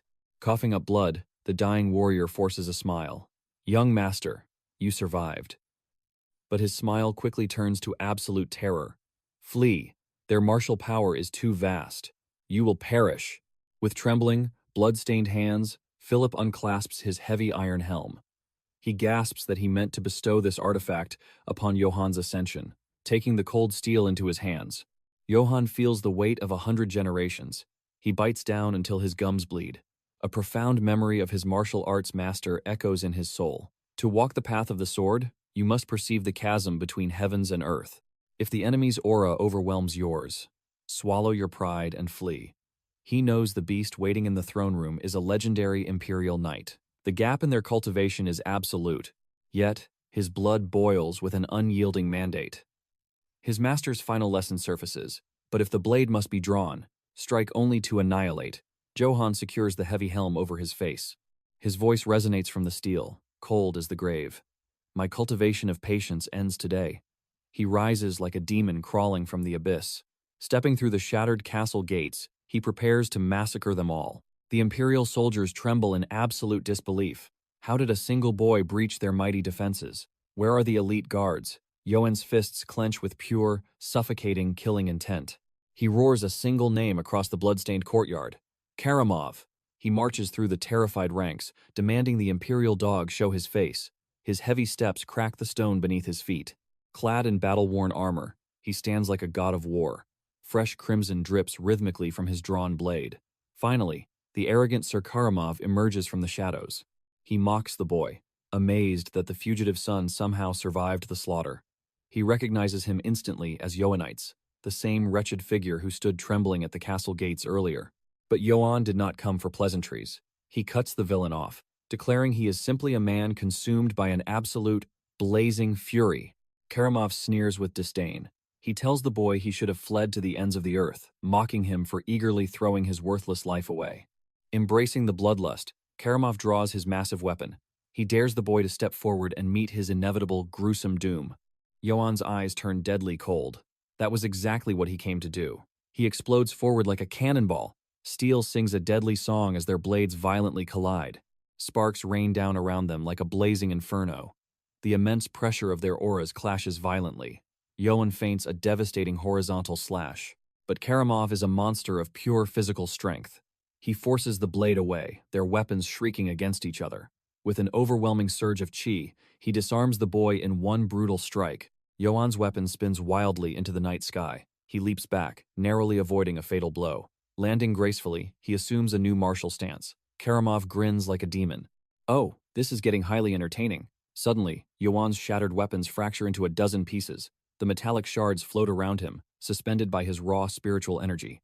Johan glares through the floating fragments of steel. Undeterred, Karamov charges like a rampaging beast. He unleashes a torrential downward cleave. A massive stone pillar is sliced cleanly in two by the sheer shockwave. Karamov's blood boils with excitement. He admits this boy's martial aura far surpasses the late Brits. Lost in a psychopathic frenzy, Karamov grabs one of his own terrified soldiers. He brutally crushes the man's skull and tosses it aside, howling with twisted joy.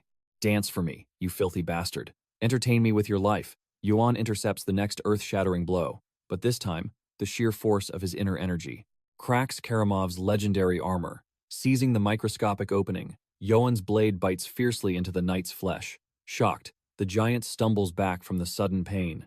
The two warriors lock eyes across the ruined courtyard. Karamov stares down at his wounded arm in utter disbelief. How did a mere boy penetrate? The indestructible defense of Danis steel? He traces the jagged ruin of his shattered gauntlet. Johan simply tightens his grip, his killing intent suffocating the very air. No ordinary mortal could scratch this divine metal. Who the hell are you? But the young cultivator offers no answers, only raising his blade for the kill. Their swords collide with the force of a meteor strike. Karamov's arms tremble under the boy's monstrous physical strength, yet Johan shows no mercy, pressing the relentless offensive. He unleashes a devastating vertical chop. Karamov desperately raises his greatsword to block the descending doom. The villain counters, channeling every ounce of his brutal power. Foolish child, Karamov smirks, convinced the boy is just a brainless brute relying on raw power without true martial technique. He spots a fatal flaw in the stance. He elegantly parries the wild swing, sending Johan off balance. With a sinister grin, he lunges forward with a lethal piercing thrust. Johan twists his body violently. Barely escaping the fatal strike, Karamov laughs, certain the boy lacks fundamental defensive forms. He fights like a rabid beast, relying purely on desperate survival instinct. Did the great master Gaian teach you absolutely nothing? Yet, the sheer savage nature of the boy's aura makes him extremely dangerous. Karamov decides to crush him right here and now. No more playing around. It ends now. He braces himself for Johan's next reckless wide-open swing. He intercepts the blade perfectly, but suddenly, the boy's sword locks onto his own, with terrifying gravitational force. Johan pushes forward with a burst of insane internal energy.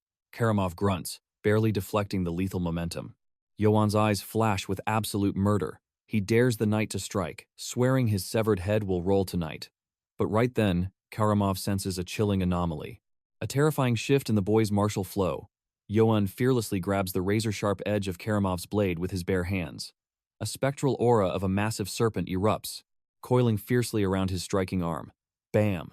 A devastating, aura-infused punch connects squarely with Karamov's jaw. The villain is blasted backward like a broken ragdoll. The sheer destructive force turns his indestructible helm to dust. Karamov coughs up a fountain of blood. His greatsword clatters uselessly against the cold stone floor. Clutching his shattered jaw, pure terror fills his widening eyes. He recognizes that deadly, silent strike. It is the legendary assassination arts of Master Kagal. This absolute monster was hiding his true cultivation all along. Karamov's eyes bulge with absolute dread. He curses his own arrogant stupidity for dropping his guard against a hidden master. He violently heaves, vomiting a crimson puddle onto the cracked stones. Struggling to maintain his knightly dignity, he forces himself to stand tall. Johan glares at him, completely unfazed. The young cultivator tosses his broken helm aside. His voice is cold as ice. Why slaughter his family? Karamov spits bloody saliva and smiles. It was all for the Emperor. The Empire was trembling on the edge of chaos. To forge a new era, His Divine Majesty had to unsheath the absolute blade of correction, the legendary imperial sword, known only to the heavens as Mavara. Karamov sways on his feet, hacking up his own ruined lungs. Johan stands over him like an unyielding mountain. Suddenly, a maniacal laugh escapes the dying knight's lips. He looks at Johan with twisted admiration. In all his decades of war, crossing blades with countless legendary masters, he had never encountered such terrifying potential. Karamov extends a bloody, shaking hand. Join me. Come with me to the imperial capital. The Emperor is hungry for peerless talents like yours. I guarantee you infinite wealth, absolute glory, and vast fertile lands as far as the eye can see. His Majesty will personally knight you as his supreme vanguard. Become the ultimate blade of the Empire. Johan stands perfectly still, letting the temptation hang in the heavy air. The promise of endless riches falls on deaf ears. The boy slowly turns his gaze toward the endless night sky.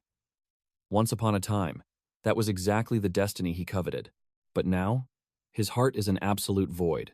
Without a single ounce of hesitation, he rejects the offer entirely. Karamov's shattered jaw drops in disbelief. What did you just say? Johan's killing intent erupts again. You slaughtered my flesh and blood, and innocent servants who never touched a blade. Karamov chuckles darkly. Servants, you say? Karamov's face contorts in sheer disbelief. Are you truly throwing away this divine opportunity over mere servants? He grinds his teeth in fury. Who actually cares about the deaths of such insignificant insects? Karamov roars with absolute arrogance. The strong feast upon the blood of the weak, that is, the absolute law of this world. Jan stands in dead silence. The air grows heavy. He tightens his fists until his knuckles turn white. Forgive me, master, he mutters darkly, but I can no longer hold back my strength. In a flash of terrifying speed, the youth explodes forward. His fist connects with brutal force. The deafening impact shatters against Karamov's skull. Johan does not stop. Boiling aura wraps around his clenched fist. Is this the will of the Emperor? He roars, launching another devastating strike. The second blow crashes into the side of Karamov's head, shattering his defenses. He unleashes a storm of fists. You call their lives worthless? Karamov's trembling eye reflects the shadow of unstoppable doom approaching him. What makes you think you sit above the heavens? Johan bellows. Who gave you the right to judge who lives and who dies? With a final, explosive surge of power, Johan's fist caves in Karamov's face. The arrogant noble's eyes widen in sheer terror. As the overwhelming impact destroys his foundation, blood sprays violently into the air. His hand twitches helplessly against the cold stone floor. Johan slowly lowers his blood-soaked fist. He stands like a god of war over Karamov's broken body. Turning his back, he prepares to leave. You absolute fool, Karamov coughs out through shattered teeth. You should have accepted my grace.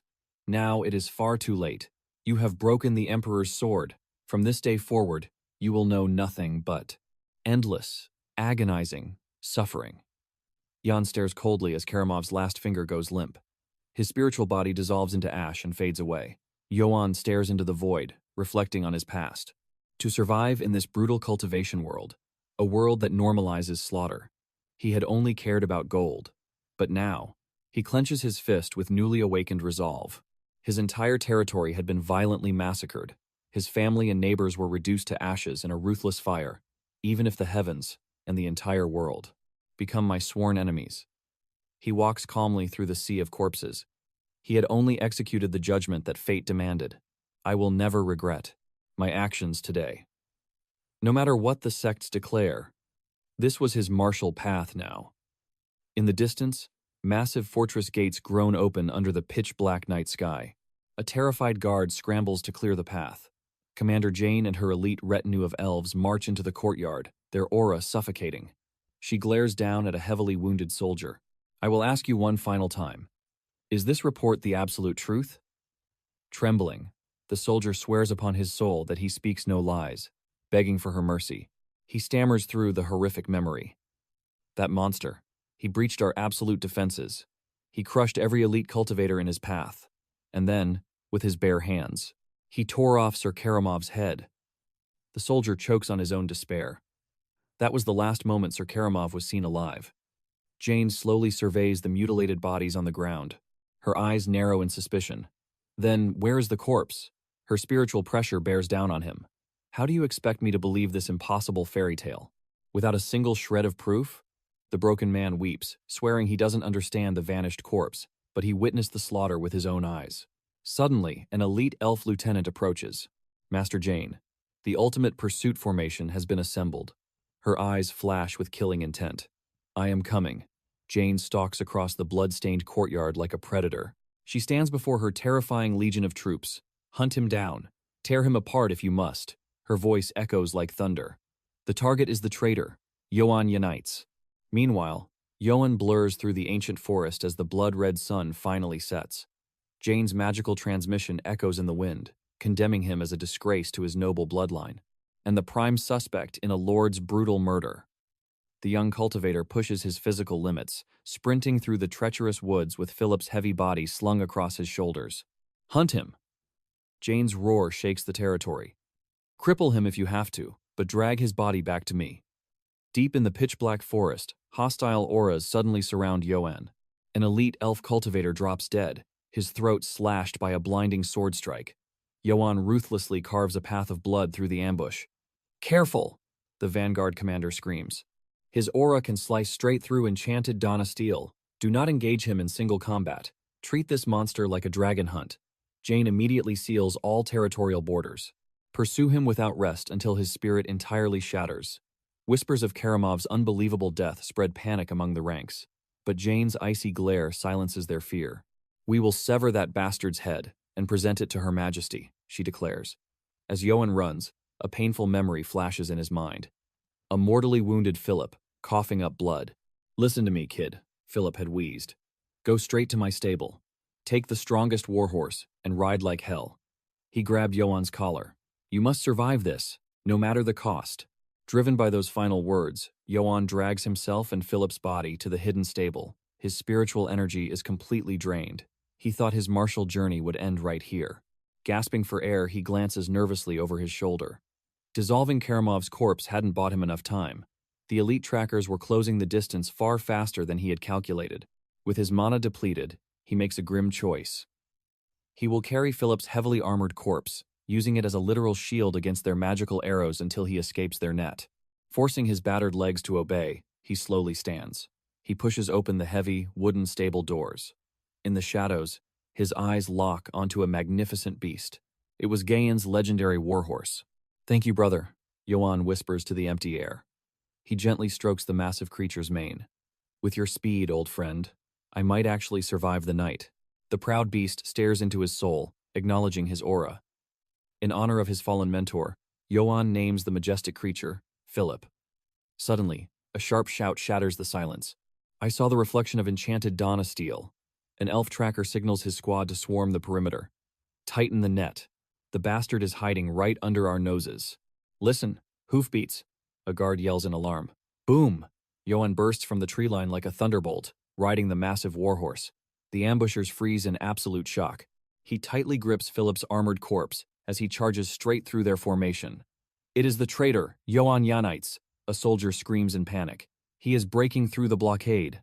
Johan and the beast vanish into the suffocating darkness of the ancient woods. The furious elf commander draws his blade. Shoot him down. Do not let him cross the border. A devastating rain of spiritual crossbow bolts fills the sky. Thwack, thwack. Deadly arrows embed themselves into the heavy armor of the corpse. Johan holds tightly as a shield. Untouched, he completely disappears into the treacherous, moonlit timberland. Riding relentlessly through the dead of night, Johan easily shakes off the desperate pursuit team. Finally, he reaches. the absolute depths of the legendary Black Forest. Pulling the reins, he brings the exhausting escape to a halt. Philip may have been a twisted man, Johan murmurs, but leaving a warrior unburied. Jan slowly turns his head. The fallen knight's armor gleams with an undeniable, heavy aura of wealth. Without a second thought, he grips the hilt of the sword, protruding from the lifeless body. He pulls it free, his eyes widening as he weighs the perfectly balanced blade. Forged from legendary Danis steel, it hums with latent power. He slides it from its scabbard, traces the glowing inscriptions etched into the metal. His mind recognizes the ancient imperial runes. I am the one who reclaims crests. A shiver runs down his spine as he whispers the title aloud. Crest Reclaimer. Could this weapon be bound by destiny to devour noble bloodlines? The ominous weight of the name settles in his heart, but survival comes first. He decides to claim the divine blade and conceal the heavy armor in the earth. It is a bitter waste of valuable gear, but he vows to return for it when his strength has leveled up. Carrying dead weight now would only invite death. He grabs a shovel, driving it deep into the blood-soaked soil. After burying the fallen knight and concealing the traces of his victory, a heavy silence falls. He looks at his bloodied hands and questions if this meager cover-up will buy him enough time. The terrifying visage of Karamov, the Emperor's supreme sword, flashes in his mind's eye. Once the Imperial network discovers this loss, the entire Empire will mobilize its deadliest forces. Karamov's elite executioners will tear the continent apart for revenge. Her venomous promise that he would drown in eternal torment echoes relentlessly in his mind, but a bitter smirk crosses his face. His existence was already a living hell long before his blade tasted her blood. With the noble house of It's Burned to Ash, his pockets completely empty, he contemplates his next step on the path of survival. He desperately needs to restore his depleted aura. Suddenly, a monstrous growl shatters the silence. He whips around, sword raised. A colossal black wolf, radiating an overwhelming demonic energy, steps out of the shadows. Jan locks eyes with the apex predator. His spiritual core is completely drained. He curses his terrible luck, lamenting the beast's arrival at his absolute weakest moment. A direct clash against this level of monster is pure suicide. His muscles scream in agony, barely able to keep his new sword raised. His only sliver of hope is to reach his warhorse and ride like the wind. But before he can move, an arrogant voice pierces the night, shouting that they have secured his mount. Hostile spiritual signatures surround the area. Imperial soldiers have captured his horse, barking that the fugitive must be cornered. Jan instantly recognizes the brutal trackers of Akatan. The Imperial hunting dogs have finally caught his scent. A sharp-eared elven scout points directly into the shadows, locking onto his presence. The elite pursuit squad instantly shifts their formation, aiming their enchanted Upcelest crossbows toward the brush. It is an absolute death trap. A terrifying spirit beast blocks his front, while merciless Imperial executioners close in from behind. With all escape routes sealed, he wonders if his journey toward immortality ends here in the dirt. Suddenly, a massive gust of wind erupts. The giant wolf leaps right over his head. It crashes into the elven ranks like a living meteor. The demonic beast unleashes a one-sided massacre upon the elite trackers. Blood-curdling screams rip through the forest as the monster tears through their magical defenses. Jan watches in absolute disbelief, his mind racing to understand why the apex predator completely ignored him. A shocking realization hits him like lightning. The beast is unintentionally carving out a path of survival. This is a heavenly opportunity. If he hesitates for even a second, he will die. He gathers the last drops of his internal energy. He bites his lip until it bleeds, forces his legs forward, and charges. The young cultivator bursts out of the shadows, sprinting toward his captive horse. He throws himself into the saddle, violently cracks the reins, and explodes into a furious gallop. The warhorse tears through the night. As the wind howls past him, fragmented memories of his past life flash before his eyes. The wise elder who first taught him the ancient texts. The warm, fleeting moments spent side by side with his older brother. Jan pushes the horse to its absolute limit. He recalls the grueling days of his martial training. He remembers the rivers of blood and the slaughtered innocents of his clan. Leaving his ruined homeland behind, a single, agonizing memory surfaces. His dying brother, using his final breath to pass down the family's ancestral helm. Jan swallows the bitter sorrow, riding far away from the smoking ruins of Itite's village. Back in the bloody clearing, the lifeless husk of a high-tier elven Tracker bleeds out onto the forest floor. The colossal black wolf stands victorious upon a mountain of imperial corpses. The majestic spirit beast silently watches Jan's figure disappear into the distant horizon. Fast forward 3 days. Imperial guards relentlessly patrol a heavily fortified dirt road. Ominous columns of black smoke stain the distant sky. Crouched unseen in 40s, the dense thicket, Jan curses his fate. The only safe route has been completely sealed off by an elite Imperial checkpoint. He slumps heavily against his warhorse, his physical and spiritual energy utterly depleted. He has not consumed a single spiritual pill or closed his eyes since that bloody night. For 3 grueling days, the young warrior has been hunted like an animal by the merciless hounds of Akitin. Jan has completely lost count of how many fatal encounters he has barely survived, forced to continuously burn his life force to fend off their coordinated ambushes. He has hit his absolute limit. His trembling arms can barely lift the weight of the crest reclaimer. Down in the valley, a fresh garrison of armored guards blocks the singular path to freedom. The heavens seem intent on crushing him. Crouching low in the shadows, his sharp eyes track synchronized movements of the enemy patrol. Just as despair sets in, a massive merchant caravan, guarded by seasoned mercenaries, rolls onto the main road. A brilliant, desperate strategy flashes through his mind. Jan decides to mask his killing intent and disguise his presence. He will use this traveling company as a human shield to slip past the crit Imperial blockade undetected. Down at the caravan, a scout suddenly reports to the master of the Katana Trading Guild, Sir Eldons. The wealthy merchant squints, asking what has caused such a disturbance. The battle-hardened mercenary beside him points a trembling finger down the dusty path. An incredibly imposing, heavily armed rider materializes from the mist before them. Khan, the veteran leader of the escorts, tightens his grip on his weapon and orders his men to prepare for combat. But the rookie mercenary, Gamson, scoffs, questioning why they are. Sweating bullets over a single lone knight, Goran slaps the back of the rookie's head, hissing at him to observe the enemy's aura. The stranger is clad in pristine, high-tier, full-plate armor, mounted atop a massive warhorse. Beyond that, his fortified plate helm and heavy breastplate speak of an elite noble background. Khan forcefully grabs the young rookie by the collar, ordering him to lock his eyes onto the devastating weapon resting at the knight's waist. The distinctive gleam of the hilt screams that it is forged from legendary Dana steel. That single divine blade could slice through their cheap iron armor like a hot knife through butter. Yet, the foolish rookie still doubts the danger, arrogantly pointing out that 9 men could easily crush one. One of the veteran fighters roughly shoves the kid aside, grinding his teeth in pure annoyance at his suicidal ignorance. Another seasoned mercenary ruthlessly smacks the rookie on the back of the head, ordering him to shut his trap before he gets them all slaughtered. Sensing the intense pressure, Master Eldons commands Goran and Khan to circulate their mana and prepare to strike with everything they have at the absolute slightest hostile movement. Sweating nervously, the merchant announces he will step forward to assess the stranger's true power. Level first.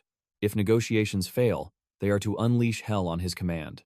The twin mercenary captains grip their weapons, confirming the risky order. Slowly, Eldons climbs down from the safety of the armored wagon and approaches the intimidating rider. As the merchant bridges the gap, Khan whispers a deadly directive to his men. They are to sever the horse's legs and bring the monstrous knight crashing to the earth the exact moment the exterior. The air grows heavy as the tense standoff begins. The eccentric merchant introduces himself as Eldons. Representing the prestigious Katana Company, he demands the armored knight's name to avoid a deadly misunderstanding. Beneath his heavy helm, Johan's eyes widen in sheer disbelief. A beastkin? The merchant is actually a catman. Meanwhile, Eldons' sharp feline gaze tracks his elite mercenaries, who are already gripping their weapons with lethal intent. A suffocating wave of killing intent fills the clearing. Johan instantly senses their deep distrust. He knows he needs to defuse this powder keg immediately, before blades are drawn and blood is spilled. Playing the victim, he drops his guard and introduces himself simply as Jan. He weaves a tragic tale, blaming his ragged appearance on a brutal bandit ambush that left him with nothing. With a humble tone, he begs Eldons to call off his bloodthirsty men. The merchant's ears twitch as he offers a smooth apology. However, he coldly defends his caution, stating a traveling merchant must always anticipate the blade. Johan nods gently, perfectly playing the part of an understanding survivor. He carefully lays out his bait, explaining that the ruthless bandits stripped him of every last coin he owned. Desperate times call for desperate measures. He asks if he can join their heavily armed caravan. His price? Just a warm bed and a meager ration of food to keep his strength up. In return, he pledges his sword to shield the caravan from any looming danger. Eldon's eyes narrow as he weighs the risk versus reward. Finally, a sly grin crosses the Catman's face, and he seals the pact. The merchant announces their grand destination, the bustling city of Marseille. He casually advises the mysterious knight to mingle with his new mercenary comrades. Johan bows his head in profound gratitude, even though he has absolutely no clue where this Marseille is on the map. As the merchant walks away, his friendly facade completely shatters, revealing the cold calculator beneath. Eldons gathers his men in the shadows. He whispers that this wanderer is a dangerous wild card. His orders are absolute and chilling. Keep a close watch, and at the first sign of betrayal, slaughter him without a second thought. The hardened mercenaries nod silently, their eyes glinting with lethal intent. Blissfully unaware, Yohan focuses on his true trial, surviving the impending military checkpoint. The heavily loaded caravan finally lurches forward. Dust kicks up along the dirt trail as they march. Suddenly, a sentry at the distant barricade spots the approaching wagons. He barks a loud, echoing warning to his heavily armed comrades. The notorious wolves of Akitan step onto the path, weapons drawn and ready. They command the entire caravan to halt for a strict inspection. Yohan's heart pounds against his ribs. The ultimate obstacle stands before him. He prays to the heavens he can just blend into the background. Eldons confidently strides to the front lines. With the smooth charm of a master trader, he demands an audience with the commanding officer. The guard's arrogant sneer falters. He instantly recognizes the emblem of the Katana Trading Company, a powerhouse reigning over the city of Marseille. His tone shifts to forced respect as he greets the merchant. The soldier explains the grim situation. They are acting on strict orders from the high command, hunting down a highly dangerous fugitive trader. A chill runs down Yohan's spine.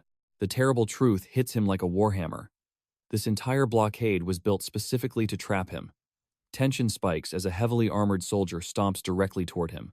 The guard growls, ordering the mysterious knight to strip off his helm and reveal his face.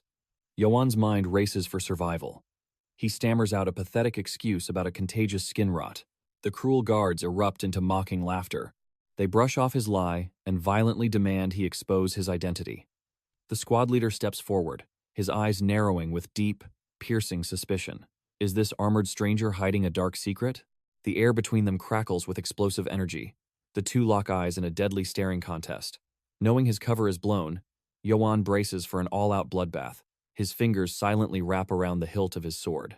Just as the blade is about to sing, a furious roar shatters the silence. Eldons unleashes a terrifying merchant's wrath. He screams at the soldiers, daring them to insult his prestigious guild.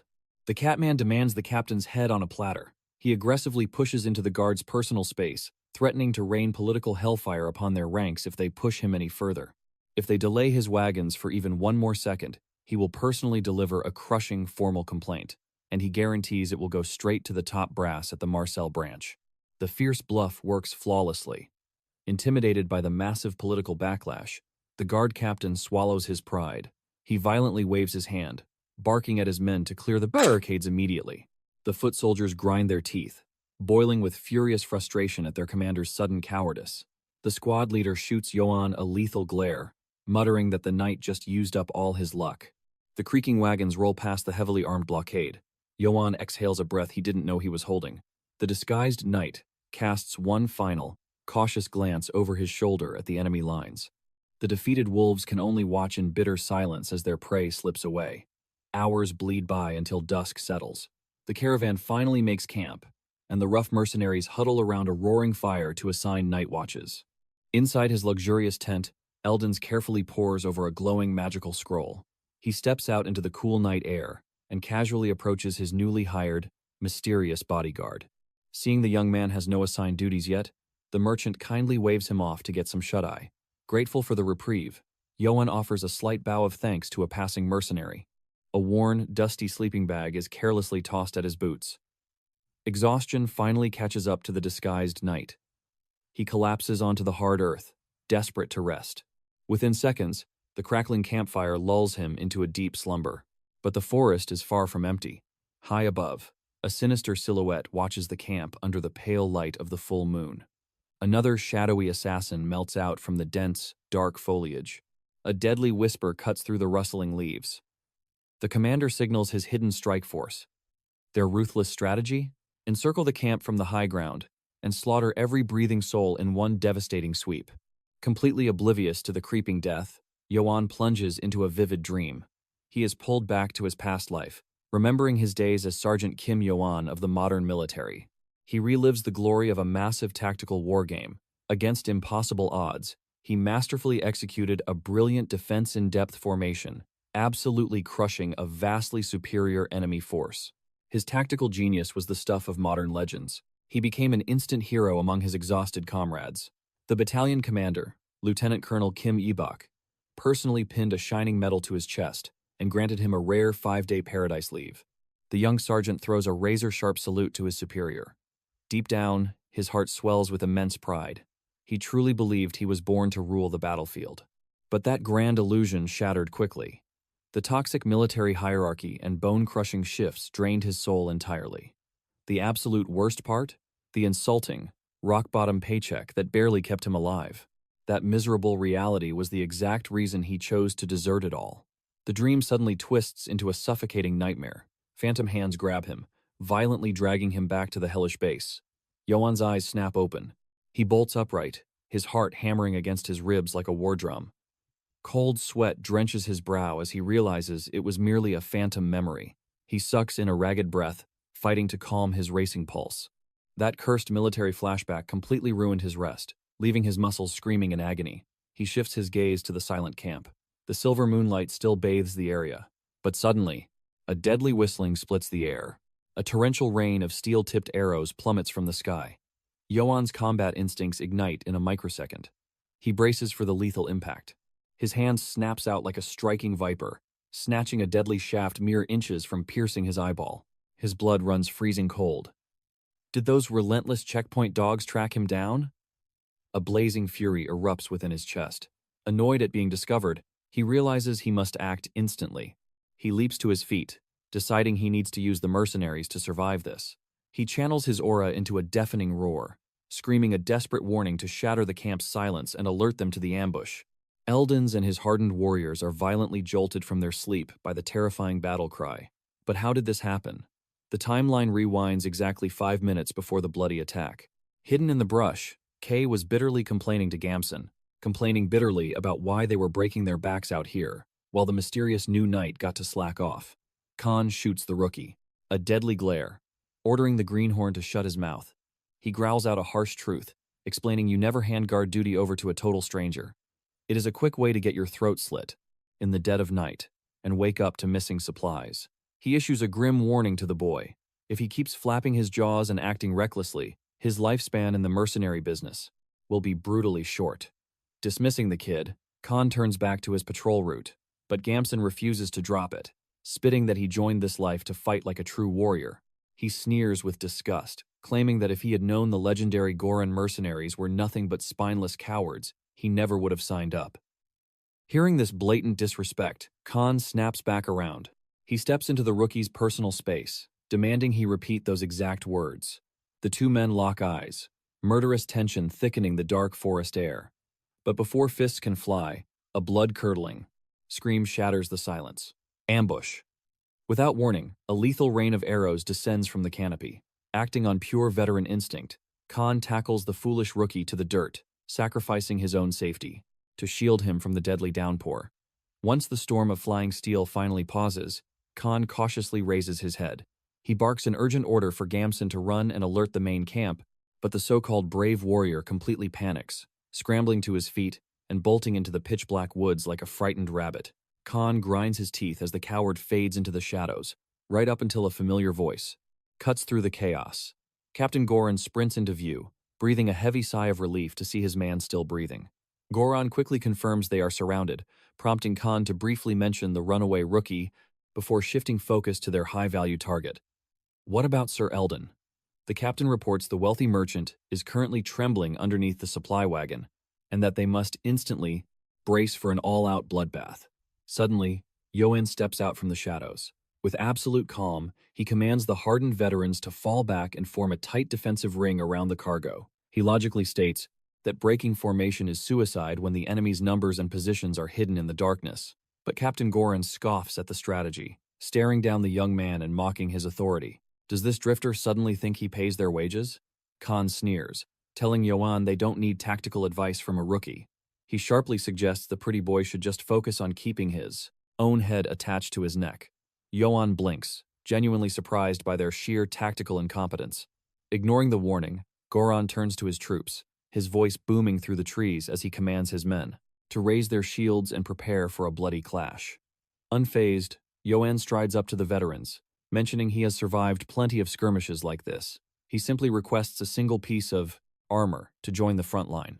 But from beneath the wagon, Eldon practically squeaks in panic, flatly denying the request. The merchant claims they are critically short on gear, leaving the mysterious knight entirely defenseless. Johan slowly turns his back, realizing these stubborn fools would rather die than trust an outsider. But there is no time to argue. His gaze sharpens as ominous figures slither out from the tree line. An overwhelming tide of armed bandits floods into the clearing, their blades gleaming in the moonlight. Yet Johan's eyes narrow. These uncoordinated thugs are definitely not the legendary wolves of Aquitaine. They are nothing but desperate, two-bit highwaymen. Blind to the truth, Khan roars a deafening battle cry, ordering a full frontal assault. The reckless mercenaries abandon their post, charging blindly into the dark woods to meet the overwhelming horde. Left standing alone in the dust, Johan sighs in disbelief, wondering who exactly is supposed to guard the actual payload. Meanwhile, deep in the brush, a brutal symphony of clashing steel erupts into absolute chaos. The bandit warlord barks cruel orders, commanding his massive swarm to surround and crush the outnumbered guards. Sweating profusely, Captain Goran desperately blocks a flurry of strikes, screaming for his crumbling front line to hold fast. One step backward means a gruesome death, but his defense shatters. A massive bandit slips past his guard, delivering a bone-crushing blow straight to the captain's jaw. Khan roars out in sheer terror as his captain collapses into the mud. The grinning thug raises a rusty dagger high into the air, aiming for the killing strike. Witnessing the inevitable slaughter, Johan finally tightens his grip. Playtime is over. With breathtaking speed, a metallic screech echoes across the battlefield as his legendary blade leaves its scabbard. The terrifying aura radiating from the draw makes a nearby thief whip his head around, in pure shock. Time seems to freeze as the surrounding bandits stare at the solitary figure stepping into the fray. Sprawled helplessly in the dirt, Goran can only watch wide-eyed as a supreme display of martial mastery explodes before him. In a single, imperceptible flash of silver, Johan instantly cleaves a massive bandit perfectly in two. Crimson completely coats the dark metal, but as Johan casually inspects the carnage, he watches the ancient, glowing runes on the steel greedily drink every drop of fresh blood. Panic violently ripples through the bandit ranks. One of the thugs shrieks in pure terror, screaming that the boy wields a cursed demon weapon, making him practically immortal. Stepping over the mangled corpse, his voice echoes with overwhelming authority. He proudly declares himself as Johan of the noble house Yoanites, his icy glare demanding to know which pathetic rats dared to ambush an aristocrat. Khan and Goran's jaws practically hit the forest floor. The nameless drifter they just insulted is actually high-born nobility? It was a flawless cover, merely twisting his true lineage by a single syllable. The forest falls dead silent. The highwaymen begin whispering in sheer, trembling horror. Every lowlife knows the unwritten rule. Spilling the blood of a prominent aristocratic house means a torturous execution for their entire bloodline. Johan steps forward, his oppressive aura suffocating the clearing as he demands an immediate answer. Leveling the bloodthirsty blade straight at the bandit chieftain's throat, he offers a chilling ultimatum. Surrender right now and live to see tomorrow, or take one step forward and let his cursed blade feast on your souls. The young noble's eyes flash with warning, daring the leader to make the final mistake of his miserable life. The chieftain simply chokes on his own, terrified breath, completely paralyzed by the pressure. Suddenly, the sharp clang of metal rings out. A trembling thief in the back line furiously hurls his weapon into the dirt.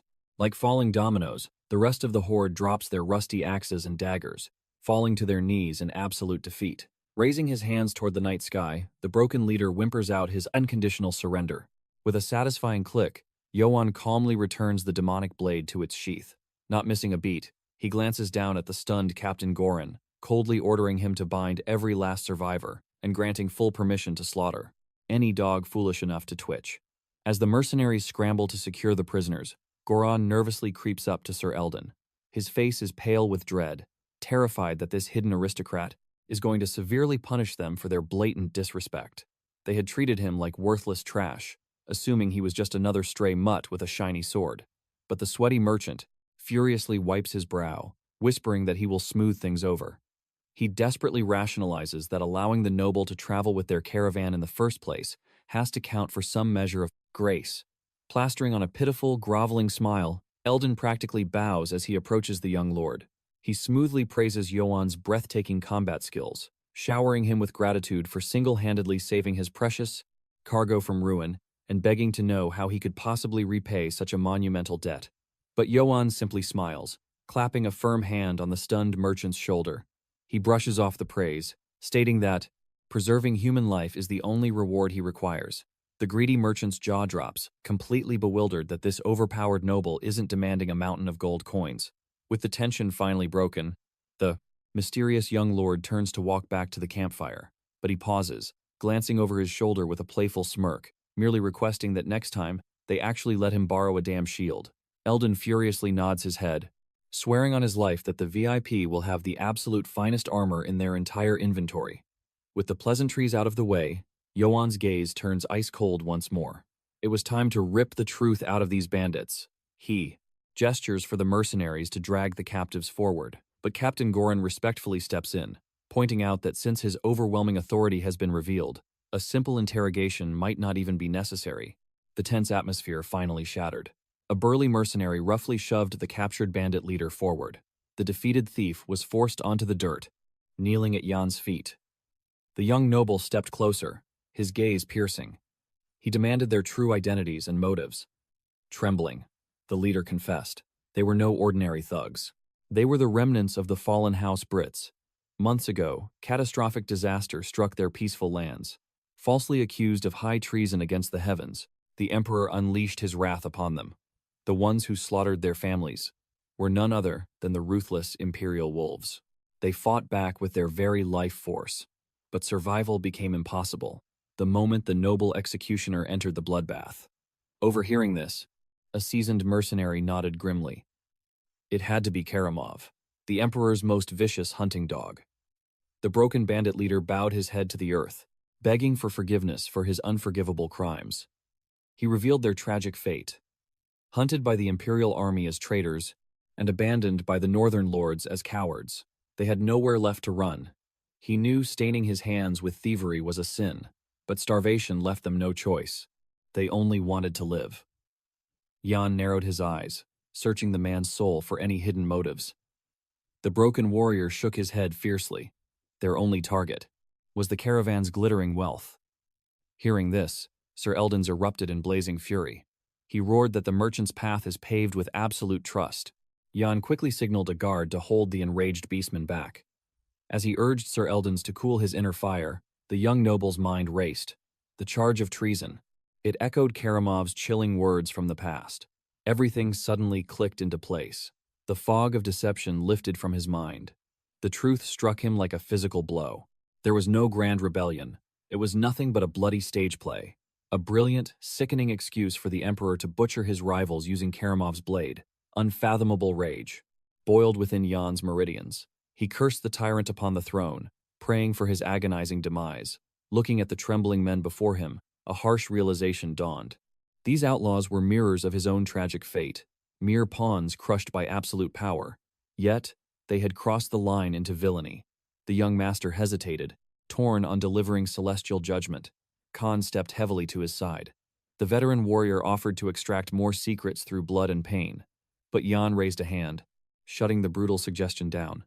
They had heard enough. Without warning, the cowardly Gamson lunged from the shadows. He channeled his aura and swung his weapon wildly, aiming to slaughter a bound captive. Miraculously, the tied-up soldier deflected the lethal strike. Before blood could spill, Khan intercepted the blow. His massive hand locked onto Gamson's blade like a steel vice. Gamson snarled like a rabid dog, screeching about his interrupted revenge. But Khan's eyes were cold as ice. The veteran coldly reminded the boy of his place. A coward who severed his loyalty and fled the battlefield, abandoning his brothers in arms, had zero right to execute anyone. Humiliated, the young rat swallowed his pride and backed away. The clearing fell dead silent once more. Sensing a sliver of hope, the bandit leader slammed his forehead against the dirt, desperately begging for mercy. He swore upon his Tao heart to abandon the path of evil. His men wept beside him, paralyzed by mortal terror. Khan cracked his knuckles, ready to sever their heads at a single command. Jan slowly traced the hilt of his blade. The weight of a master's judgment rested heavily on his shoulders. Taking a deep breath, he commanded his men to strip their weapons and release them. The outlaws collapsed in overwhelming gratitude. But Gamson screeched in disbelief, questioning the noble's sudden weakness. Ignoring the coward, Jan's martial aura subtly flared as he addressed the fallen warriors. He spoke with the heavy wisdom of a survivor. He knew the bitter agony of bottlenecked desperation, but sacrificing innocent lives to gather resources was an unforgivable sin. In a shocking confession, Jan admitted his own truth. He, too, only cultivated his life-preserving arts in the bloody fires of survival. Eldons gasped in pure shock. A highborn noble speaking of gutter-level survival tactics?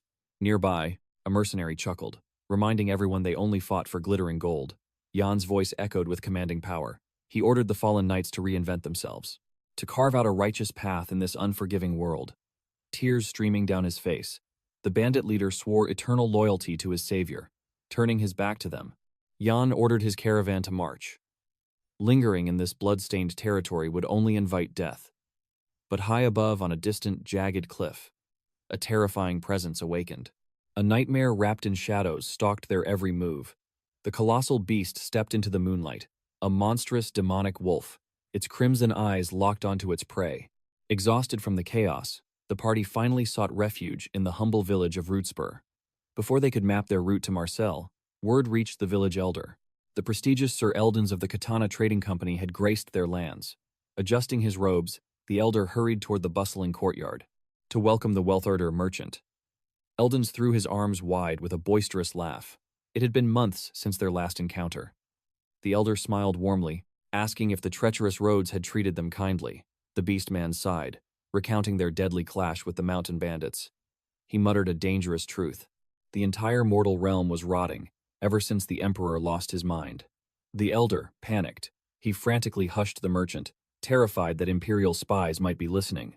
One wrong whisper meant a gruesome execution, but Eldons merely chuckled, revealing they survived the slaughter, all thanks to a noble cultivator of monstrous power. A true warrior of absolute valor, the elder scoffed, recalling a pathetic con artist who claimed noble blood weeks ago. The impostor had been swiftly beaten and tossed into the dirt. The feline merchant roared with laughter. His old friend was still as vicious as ever when provoked, but his expression suddenly turned dead serious. This young lord was the real deal, a man of unshakable honor and terrifying martial prowess. He had single-handedly shielded them from death itself. And the most shocking part? He rejected every single spirit coin offered in reward.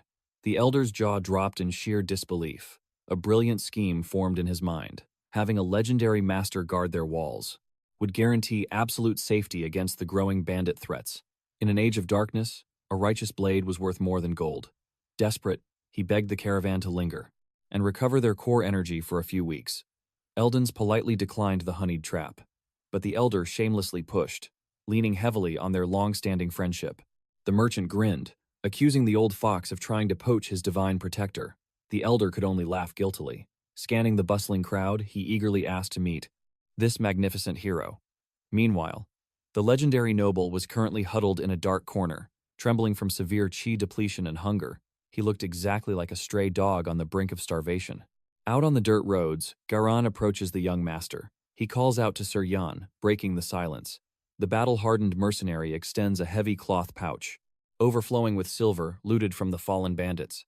He reports that stripping the enemy of their weapons and supplies yielded a massive fortune. The young noble's gaze remains calm. He asks if the mercenary claimed his rightful cut. Garan fiercely shakes his head, insisting that Jan's overwhelming martial prowess secured this victory. Jan stares silently at the silver clinking inside his helm. Without a second thought, he tosses the heaviest sack right back to Garan, issuing a strict command. He orders him to divide the wealth among his brothers in arms. The mercenary leader protests, declaring the supreme commander deserves the spoils, but the young lord refuses to back down. Opening his palm, Jan reveals a meager handful of copper. He assures the stunned warrior that this tiny fraction is more than enough for his path. In truth, the young master is calculating his next move. Buying absolute loyalty with a little coin is a cheap price to avoid facing the savage wolves of Khitan by himself. Furthermore, he did not shed blood in isolation. Yohan declares that crossing blades on the same battlefield has forged them into true comrades in arms. Trusting this seed of loyalty will blossom, he turns his back and strides away. Garen stares at the young lord's retreating figure, completely awestruck. He sees the towering aura of a true leader, a noble who genuinely protects his vanguard. Pivoting sharply, the mercenary commander rallies his rugged troops. He roars that Sir Yan has bestowed an unprecedented blessing upon them. Garen reveals that their young master surrendered the lion's share of the bloody war spoils. He orders the rough warriors to line up and claim their silver.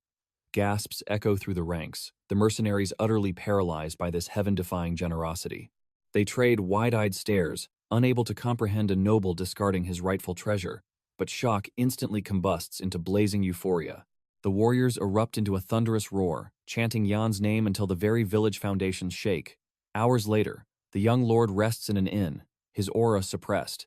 His trusted blade lies within arm's reach. Suddenly, the wooden door groans as it cracks open. In a flash of killing intent, the bedside candle is brutally extinguished. Yan's breathing remains steady, seemingly trapped in the illusion of deep slumber. From the suffocating shadows, a pair of blood-red eyes locks onto his vital points. A masked assassin hovers like a phantom, poison-laced dagger drawn. But let us rewind to the evening shadows, right before this deadly ambush. Garen's booming voice echoes across the plaza, declaring Sir Yan's legendary distribution of the spoils. Hearing that every man will bathe in silver, the mercenaries explode with ferocious joy. As Yan strolls through the winding alleys, his name echoes like a god of war among the troops, though his spatial ring hides the most priceless treasures. He has successfully purchased an army's undying devotion. Suddenly, a dignified elder blocks his path, bowing deeply to ask if he stands before the great Sir Yan.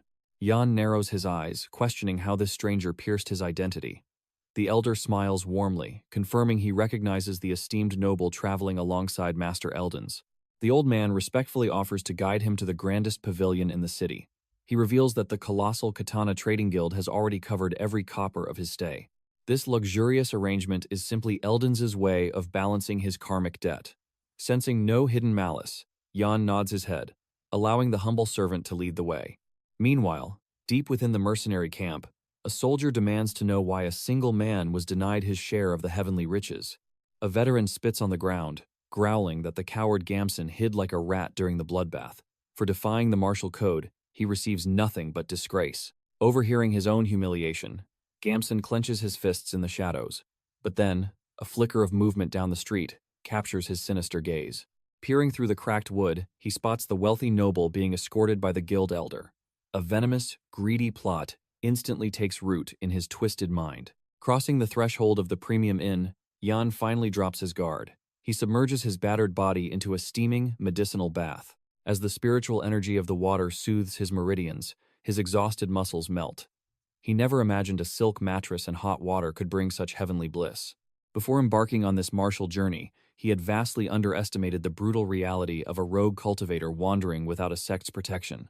Born with a golden spoon and a pure bloodline, he had completely taken the safety of his ancestral estate for granted.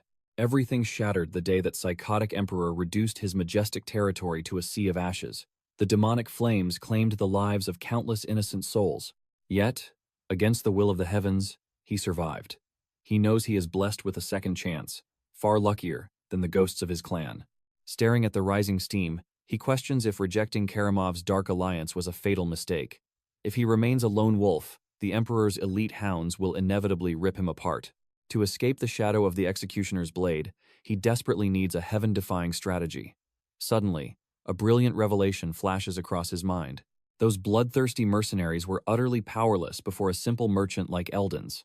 It was not his cultivation base they feared, but the monstrous empire backing him. They trembled before the almighty trading guild. This spark of wisdom pulls Yan back to the ancient teachings of merchant factions he studied as a young master. These colossal conglomerates control an intricate web of secret intelligence and endless spirit stones, ignoring all mortal borders. At their peak, they manipulate corrupt officials, sway high-tier nobles, and can even command a kingdom's entire military force. To survive the Emperor's endless pursuit, he must forge an unbreakable pact with a supreme trading guild, no matter the cost.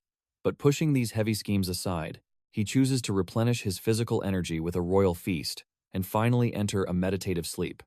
Outside, the moon climbs to its peak, cloaking the world in darkness.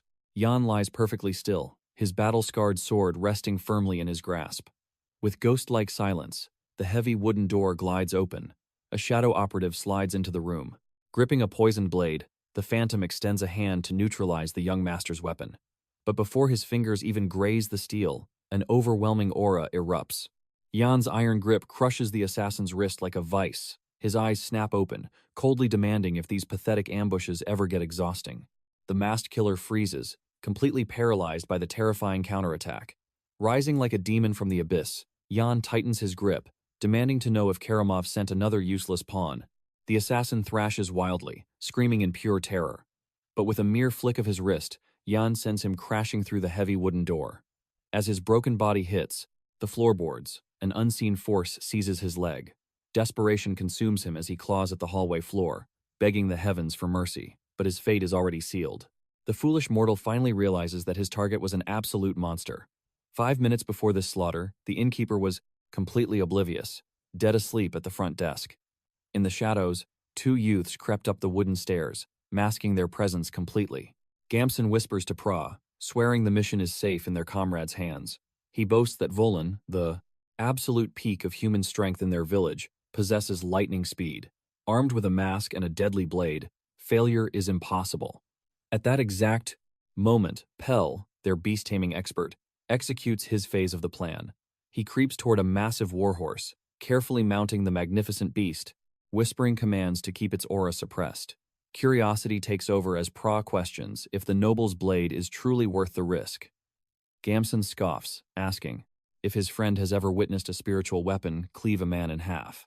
He swears he saw that very blade sever an armored guard in a single, flawless strike. An artifact holding such overwhelming destructive power is practically priceless. Besides, a cultivator is nothing without their heavenly weapon.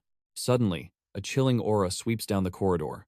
Peeking around the corner, they find their elite assassin completely crushed on the floor. Looming above him is the terrifying silhouette of Jan, radiating an endless killing intent from the doorway. The shattered mercenary wails out in agonizing pain. Gamson freezes, watching the blood-curdling spectacle in pure shock.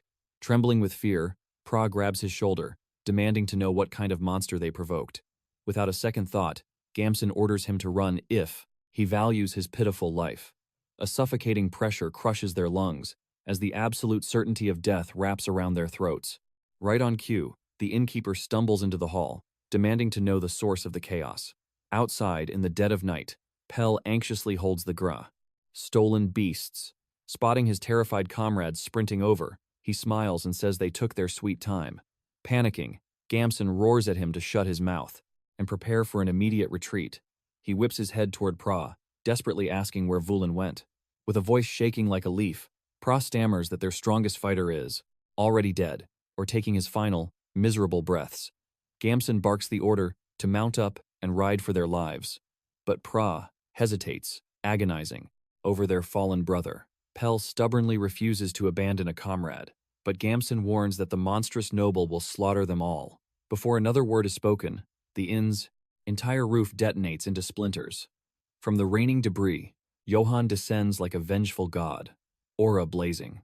Far away, on the desolate borders of the southern Holy Empire, a gruesome scene unfolds.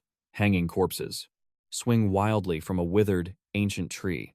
On the blood-soaked earth below, an Imperial guard ruthlessly hammers a wooden spike deep into the soil. Wiping his brow, he turns to his squadmate, smirking as he confirms their gruesome task is complete.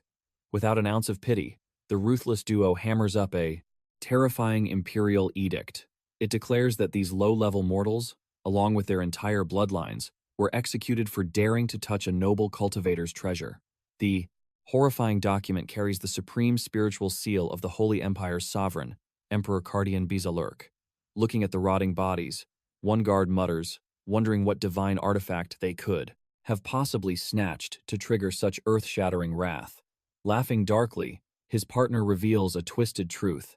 He heard the doomed fools merely swiped single chicken and 3 measly eggs from Lord Gavarorab's sacred domain. The revelation is absolutely mind-numbing. Even an elite soldier can barely process the pure madness of the nobles. Entire families were wiped from existence over absolute garbage. Meanwhile, hidden within a lively tavern, the deep night remains deceptively peaceful.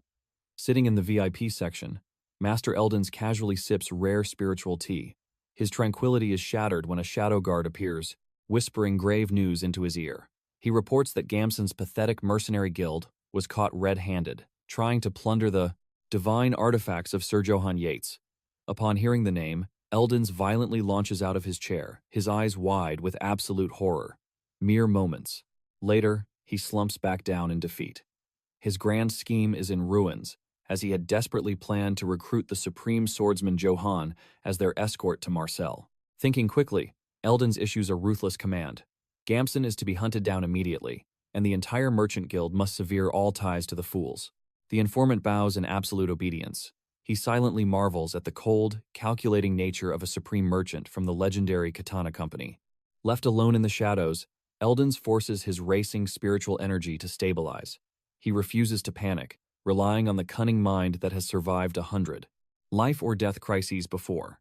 He assures himself that his head will not roll over such a trivial mortal blunder, but he must craft a flawless strategy to appease this terrifying noble. Deep within the mountains, a frantic village council reaches its boiling point. Rising from his seat, the elder chief declares the tense gathering officially over. But before anyone can leave, a bloodied scout bursts through the doors, screaming for the chief. He wails that their village's rogue youths were caught trying to loot the high-ranking cultivators. Furious beyond belief, the village chief shatters the heavy wooden table with his fist, cursing the youths as suicidal trash. Trembling in fear, an elder begs for a solution, only fanning the flames of the leader's explosive rage. Showing zero mercy, the chief orders the clan to scrape together their most precious treasures as an offering, throwing in a low-level slave to sweeten the deal. Furthermore, he commands the guards to drag the foolish troublemakers to the village square, preparing for a public execution right before the noble's very eyes. Instantly, the youth's desperate parents fall to their knees, begging and weeping for their bloodlines to be spared. Consumed by towering wrath, the chief snatches a heavy stool, roaring for absolute silence before obliterating the wood against the stone floor. He completely loses his mind, bellowing at the crying parents, asking if they have forgotten the suffocating terror of the emperor's divine decree. Spitting with fury, he declares that they must sacrifice the few to save the many. They had to strike first. Striking before the highborn lord's wrath descended was their absolute only path to survival. The empire's merciless law decreed that anyone who dared to covet a patrician's treasures would face a brutal fate, their tongues severed, their bloodlines eradicated, or their necks snapped upon. The executioner's block. Across the realm, entire clans had already been ground to dust by this tyrannical mandate. Such earth-shattering tragedies were often born from mere peasants demanding a single chicken and 3 eggs in place of stolen wages. In the chief's eyes, all aristocrats shared the same, ruthless nature. Turning his heavy gaze to a trembling mother, the village elder demanded to know her expectations. What mercy would this exalted stranger offer? By defying heaven's natural order and offending a lord, catastrophic divine punishment was inevitable. It would not be strange if he ordered the entire village slaughtered, spouting arrogant lectures about a martial artist's sacred honor. Desperate, a villager protested that this land fell under the protection of Count Jaron. Surely, no matter how terrifying this wandering lord's background was, the count would shield his loyal subjects. But with a bitter sneer, the chief shattered that naive hope. Nobles only played their twisted games of pride and face. To them, mortal lives were nothing but fleeting dust. Slamming his fist against the wood, he roared for them to abandon their delusions. The room fell into a suffocating silence, broken only by the parents weeping. Did they think his heart wasn't bleeding? With a voice heavy with sorrow, the chief lamented this grim sacrifice. But the cruel logic of the cultivation world dictated that the few must perish so the many could live. It was a tragic necessity. Sometime later, an anxious crowd converged beneath the shadow of an ancient spirit tree. The 3 young thieves knelt in the dirt, securely bound by heavy ropes, alongside a 4th companion collapsed on the earth. Watching this dramatic display, Jan let out an inward sigh. This entire ordeal had blown completely out of proportion. These were merely foolish country youths, blinded by greed upon witnessing the sheer aura of his extraordinary blade. Their temptation was a clear sign that he needed to conceal his heaven-defying power moving forward. He acknowledged his own fault in walking the mortal realm with such a striking artifact, strapped to his waist. His original plan was simply to instill a little fear before tossing them aside. Seated like a monarch upon a makeshift throne, Jan calmly observed the tense atmosphere. Stepping forward with his head bowed low, the chief tremblingly asked if the exalted Sir Jan had recovered from the shock. Without missing a beat, Jan coldly replied that his mood was utterly ruined. He questioned if the grand tradition of Rootsbeck village was to welcome honored guests with daggers to their throats and hands in their pockets. Hearing this deadly accusation, the village elder threw his body flat against the dirt, kowtowing with absolute desperation. Shouldering the tremendous weight of the crime, he cursed his own failure to discipline those foolish juniors. Finding the display exhausting, Jan casually advised the terrified boys to watch their hands in the future, gesturing for them to leave. But suddenly, the old chief drew a gleaming dagger from his robes. Hoisting the lethal steel high above a kneeling boy's neck, he announced his brutal intention to wash away the offense with fresh blood, offering their severed heads to appease Jan's noble face. Reacting instantly, Jan released a burst of aura, throwing out his hand and commanding him to halt.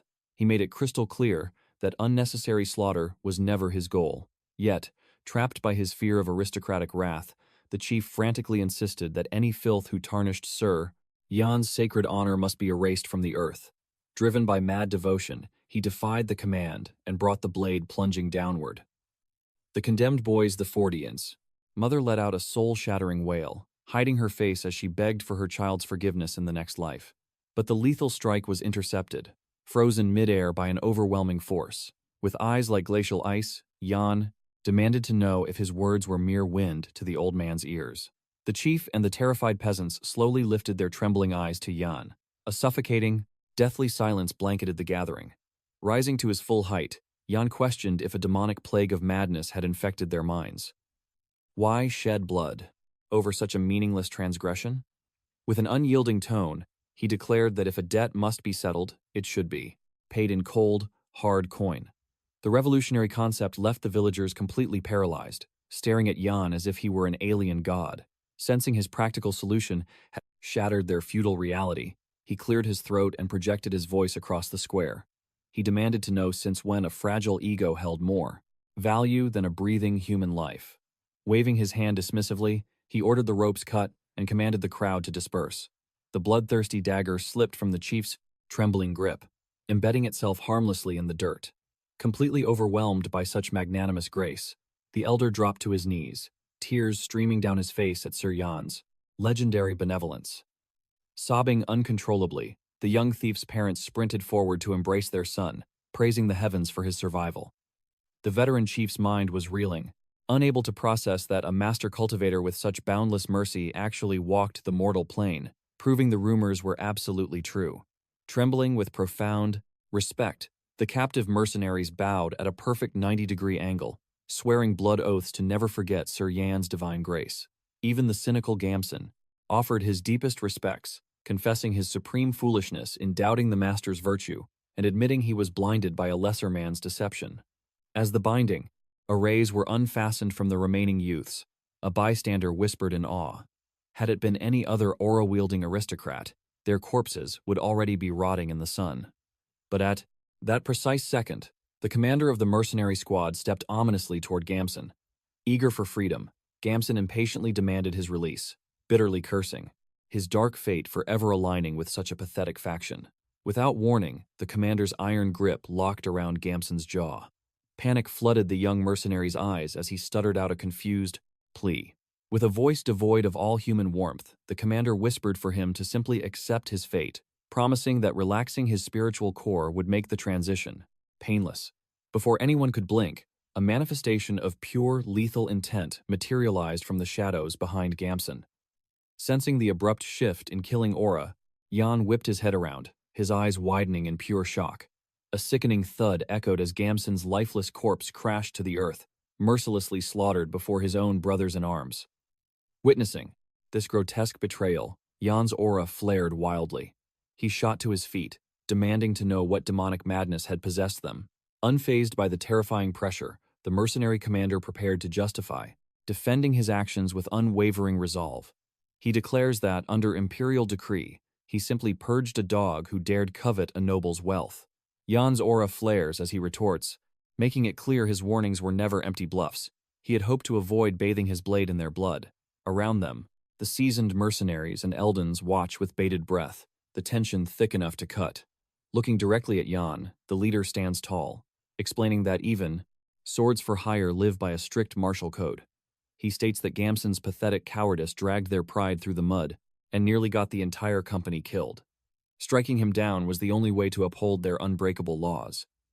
With a heavy sigh, the leader presents his own bare blade. He vows that if the young lord feels his authority was insulted, he is ready to accept his punishment. In that fleeting second, Jan realizes the profound truth in those words. These rugged warriors possess their own warrior's pride, a creed they defend with their very lives. Slowly, the overwhelming pressure fades as Jan slides his sword back into its sheath. The onlookers remain frozen, watching this intense clash of wills in absolute silence. Reaching out, Jan gently pushes the leader's deadly dagger aside. With a calm and steady voice, he admits his own oversight, confessing he hadn't considered the mercenary's heavy burden, and offers a genuine apology. The shockwave of his words hits harder than any spell. Neither the hardened fighters nor Eldons ever expected an arrogant noble to bow his head. Jan calmly instructs Khan to stow away his weapon, prompting the rugged warrior to beg for his lord's forgiveness. Overwhelmed with respect, he deeply thanks Jan for his boundless understanding. Nearby, another mercenary harshly scolds Khan for daring to bare fangs at nobility, but is quickly told he can kick his teeth in if it happens again. From the shadows, Eldon stares at Jan as if seeing a legendary immortal. This young lord was a completely different breed from the corrupt elites, just, courageous, and completely free of toxic arrogance. It sets a burning question ablaze within Eldon's mind regarding how such an anomaly could even exist in this rotting empire. In that very breath, Eldon swears to bind his fate to Jan's at all costs, plotting to skyrocket his own status within the Grand Company. Time flows on, and soon the caravan marches down a rugged path bathed in the bleeding light of the setting sun. As they ride, Jan inspects a silver pocket watch plundered from their recent spoils. Swaying in the saddle, a bitter sigh escapes his lips as he regrets claiming what felt like an artifact of great worth, only to discover its internal gears are completely shattered. Without warning, a quiet presence approaches from his blind spot. A young maiden gently calls him Master Yan, sighing that she now has another troubled soul to look after. Moments later, a respectful voice echoes from the iron gates of a nearby settlement. The village chief rushes forward, bowing deeply, as he presents lavish tributes gathered by the terrified locals to show their utter devotion.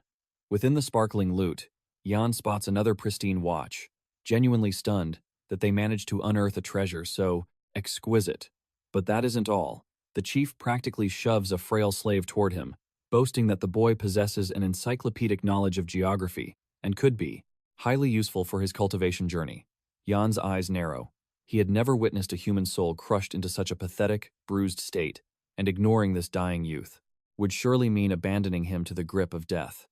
Graciously accepting the tribute, he immediately orders his men to scrub the filth from the boy and feed him a proper feast while they prepare to break camp. The chief eagerly announces that Godin has been claimed by the noble lord. Yet, even as he grants the boy sanctuary, a sour taste lingers in Jan's mouth over the twisted concept of owning another human being. Later that night, under a blanket of stars, the mercenaries devour roasted beast meat around a roaring campfire, with one warrior jokingly slapping the liquor away from Khan. The battered Godin timidly approaches Jan, who is purifying his blade's edge, and nervously addresses him as his supreme master. The frail youth offers a steaming bowl of rations, and Jan nods in gratitude. He casually orders the boy to drop the heavy titles and simply call him by his given name. Overwhelmed by this rare mercy, the servant whispers his thanks, leaving Jan secretly questioning if this delicate youth might actually be a maiden in disguise. Curiosity burning, he probes into how a genius of terrestrial mapping ended up wearing the chains of a slave. Godin looks down, murmuring that his past is drowned in bitter darkness. The broken youth hesitantly asks if the dark hands of fate ever strangle the nobility as well. Jan smirks, declaring he will only answer after hearing Godin's tale first, and the boy finally yields. He unveils his past, revealing he once walked the martial roads as a merchant, tasked with hauling and dealing deadly spiritual weapons throughout the sprawling eastern territories. But as his business grew, a corrupt aristocrat dragged him into the shadowy underworld of smuggling illicit gold. Hearing this dark secret, Jan clicks his tongue, noting that such treason against the heavens demands immediate execution, and keeping his head attached to his neck was pure luck. Godin's eyes darken as he explains he desperately needed a mountain of silver to pull his family back from the brink, for his younger siblings were rotting away from a plague of starvation. Bound by blood, he blindly smuggled the cursed gold precisely as his vile master commanded, until the treacherous noble ruthlessly stabbed him in the back and reported him to the imperial guards. Yan's eyes flash with killing intent as he deduces the boy was tossed away like a broken tool the moment he outlived his use. He asks if the merchant even dared to petition for a fair trial before the martial court. Shaking his head in despair, Godin whispers that the emperor's iron decree completely stripped him of his voice, condemning him in total silence. Hearing this gross injustice, Jan quietly asks if the life-saving silver ever reached his dying siblings. Tears well in the youth's eyes as he confesses that escaping an instant, beheading drained every last coin he had just to bribe his executioners. Godin bows his head in profound apology, but Jan sharply tells him there is absolutely nothing to beg forgiveness for. This brutal cultivation world was sickening enough to make anyone grind their teeth to dust. Without absolute strength, mortals were crushed underfoot like insects, bled dry without a single sliver of hope to defy the heaven-defying atrocities of the elites. Even the elite, personal guard, of House Brits had fallen to depravity, clinging to life by plundering the weak. It was no different from the damned souls of Roots, twisted into sacrificing their very own flesh and blood just to see another dawn, let alone Godin, chained as a dog after his usefulness expired. Looking at the starry sky, Jan questions if the heaven's will is truly just. But in the next heartbeat, his aura stabilizes as he forces himself to remember this is no time to bleed for the world's sins, for his own path to immortality has only just begun. With the Emperor's ruthless army breathing down their necks, death shadows their every step. He calls out to Godin, who immediately steps forward. With unshakable resolve, Johan declares their fates are now bound as true comrades. They will defy the heavens, survive this ordeal, and forge a glorious future together. The young woman's heart skips a beat, her cheeks flushing deeply. But the tender moment shatters when a panicked mercenary rushes in. A demonic beast has breached their perimeter.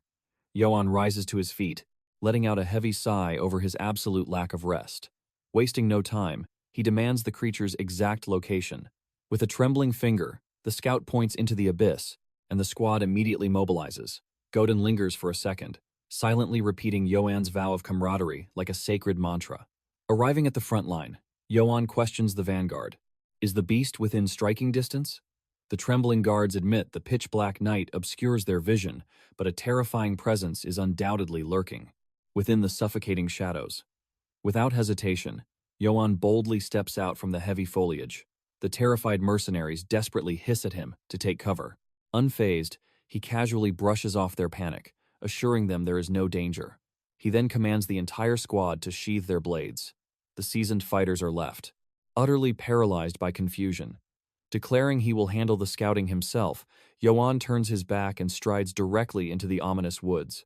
Khan immediately protests, warning that hunting demonic beasts requires profound martial mastery, and a single mistake means certain death. With a heavy, deadpan tone, the veteran reminds him that their sole, absolute mission is to guard Eldons with their lives. They simply cannot afford reckless heroics. But Johan suddenly halts in his tracks. He closes his eyes, tuning his senses to the subtle shifts in the spiritual energy. Taking a few measured steps forward, he approaches the dense thicket. He recognizes an overwhelming, familiar aura, a suffocating pressure menacing enough to freeze a mortal's very soul. There, piercing through the veil of absolute darkness, a pair of glowing eyes ignites. Right in front of him, Johan instantly identifies the massive shadow. It is the Black Wolf of Ill Omen, the exact same majestic beast he encountered before. During their last, fateful clash, the mighty creature slaughtered the Akitan wolves, entirely sparing him. Despite having endless opportunities to rip him apart, The Sonneman's sigh. Legendary beast completely ignored his presence. Because of this, Johan is absolutely certain the wolf harbors zero bloodlust toward him. Exuding pure calm, he invites the lurking predator to step into the light. From the abyss of the forest, a colossal, pitch-black wolf materializes before his eyes. Extending an open palm, Johan asks if the magnificent beast has been tracking his aura all this time, offering his sincere gratitude for the previous rescue. Stunned, Khan questions if Johan is secretly a master beast tamer, while a trembling mercenary swears by the heavens he has never witnessed such an impossible sight. The titanic wolf slowly closes the distance, deeply inhaling the scent of Johan's, but in a split second, the massive beast clamps its devastating jaws right over his entire head. A terrified mercenary shrieks Johan's name in sheer horror. Just then, Eldons bravely pushes to the front, barking at the cowardly underlings to clear the path. Unbelievably, with his head still entirely engulfed in the apex predator's terrifying maw, Johan casually tells the group to relax around the big guy. Firmly gripping the beast's thick fur, Eldons makes a world-shattering revelation. This terrifying monster is actually the legendary guide of the dawn. Trembling with sheer excitement, Eldons demands to know if the myth is real. Utterly lost, Johan repeats the epic title, having absolutely no clue about its profound significance. Taking a deep breath, Eldons reveals that within the borders of the glorious Eastern Empire, an ancient ballad sings the praises of this very divine beast. According to ancient texts, under a crimson moon during the catastrophic Great War, an unparalleled martial warrior bestowed a name upon the mighty wolf. He christened it the Guide of the Dawn. The moment it received this sacred title, the celestial beast bowed its proud head in absolute submission. Its feral eyes blazed with blinding light, and countless soldiers roared in triumph as the majestic beast charged at the very vanguard of the blood-soaked battlefield. When the dust settled, on the war that sundered the mortal realm, the legendary warrior established an era of peace, ultimately dying as a transcendent hero. The bereaved black wolf howled in agony for 3 agonizing days and nights. It then vanished into the wilderness, eternally searching for chaotic lands where true heroes were destined to rise. This is the mythical origin of the legendary Guide of the Dawn. Skeptical, Johan questions if the scholar's mind is playing tricks, noting the creature's infamous reputation in the South as a herald of disaster. Shaking his head, Eldons clarifies that the true lore of this divine entity traces back to the primordial archives of the Eastern Empire, and that the uncultured southern lands violently twisted the legend over the centuries. Quoting a sacred scripture from memory, he solemnly declares that the Guide of the Dawn mercilessly eradicates wickedness and only bows to a heaven-chosen hero. Eldons emphasizes that these heavy words are directly etched into the ancient stone tablets of the plate. Great Eastern Empire. The truth hits like a thunderbolt. Johan finally grasps the earth-shattering reality of the divine entity standing before him. Unable to resist, Eldons begs for the honor of touching the sacred beast just once. Johan casually grants permission. But the very second the scholar steps into its domain, the NET4, Divine Wolf unleashes a bone-chilling snarl. Terrified, Eldons instantly decides to keep his mortal hands to himself. Amused, Johan gently strokes the terrifying beast, which immediately melts into a state of docile bliss. As Eldons marvels at how the legendary creature only submits to Johan, a brilliant flash of realization hits him like lightning. He suddenly recalls a hidden verse from the ancient Eastern archives. It decrees that bestowing a true name upon a roaming divine beast instantly binds its soul, turning it into your eternal celestial vassal. His breath hitches. Could this humble southerner actually be the reincarnation of the legendary hero? He frantically shakes off the absurd notion, only for the undeniable evidence to pull his thoughts right back. Desperate for answers, Eldons demands to know if Johan has already forged a soul pact by naming the Guide of the Dawn. Johan simply shrugs, admitting he hasn't bothered with formalities yet. Practically begging, the scholar urges Johan to claim the beast's absolute loyalty, right here, right now. If the ancient prophecies hold true, establishing this spiritual bond will trigger a heaven-defying phenomenon. Johan strokes his chin, pondering a fitting title for such raw power, while Eldons eagerly pitches the name Katana. Meanwhile, watching from the shadows, Vulan's mind flashes back to the chilling moment he buried that arrogant bastard from Cardway, pointing a single, commanding finger squarely at the colossal beast. Johan, orders the heavens to witness its true name, Karamov. Eldon's gasps in utter shock, but as the sacred syllables resonate in the air, the divine wolf's eyes blazed with an absolute blinding intensity. A sudden, overwhelming spiritual pressure erupted, enveloping Jan and Eldon's completely. The massive creature unleashed an earth-shattering howl as a torrent of pure, ancient energy began its miraculous transformation. As the blinding light faded, the legendary Guide of the Dawn revealed its true form. Now, bearing the name Karamov, the divine wolf bowed its head, respectfully facing its new master. With perfect composure, Jan gently stroked its magnificent fur. "I will be counting on you," he murmured. Turning his gaze to the trembling Eldons, he calmly agreed that this power was indeed absolutely incredible. But then, his brow furrowed in confusion. "What exactly are you doing?" he asked. Surrounding them, the battle-hardened mercenaries stood in stunned silence, watching Eldons prostrated on the dirt before Jan and the majestic Karamov. Tears of overwhelming emotion streamed down Eldon's face. He cried out that everything, absolutely everything, had unfolded exactly as the ancient legends foretold. He confessed that this was the very first time in his mortal life he had witnessed a living myth with his own two eyes. With unwavering devotion, he declared his absolute respect for Jan, a reverence born from the very first moment their paths had crossed. He praised Jan's unmatched martial valor in destroying the mountain bandits. He marveled at the profound mercy shown to his fallen foes, and above all else, for modification, being the destined master chosen by a true divine beast. Raising his voice for the heavens to hear, Eldons proclaimed him the legendary hero of the Dark Ages. The sudden, heavy title caused the surviving mercenaries and Godin to gasp in sheer awe. Whispers spread through the ranks like wildfire. Could it be true? Was this humble young master truly the prophesied hero of the Dark Ages? But Jan's expression instantly soured with deep discomfort. He looked down at the worshipping Eldons. Keeping his profound inner turmoil in check, he spoke in a highly restrained tone and offered a heavy apology. He shattered their grand illusions, revealing that he was no heaven-sent savior. He was merely a wandering cultivator from a truly insignificant mortal clan, solely focused on his own desperate survival in this cruel world. Furthermore, he confessed a dark truth. He was currently being ruthlessly hunted for the crime of beating Karamov to the brink of death. Jan apologized once more for crushing their legendary fantasies, but Eldons vehemently shook his head, denying even a shred of disappointment. With eyes still burning with absolute loyalty, he begged for permission to introduce his savior to the prestigious Mian Trading Company. It was the only way this humble servant could repay such a mountain-heavy life debt.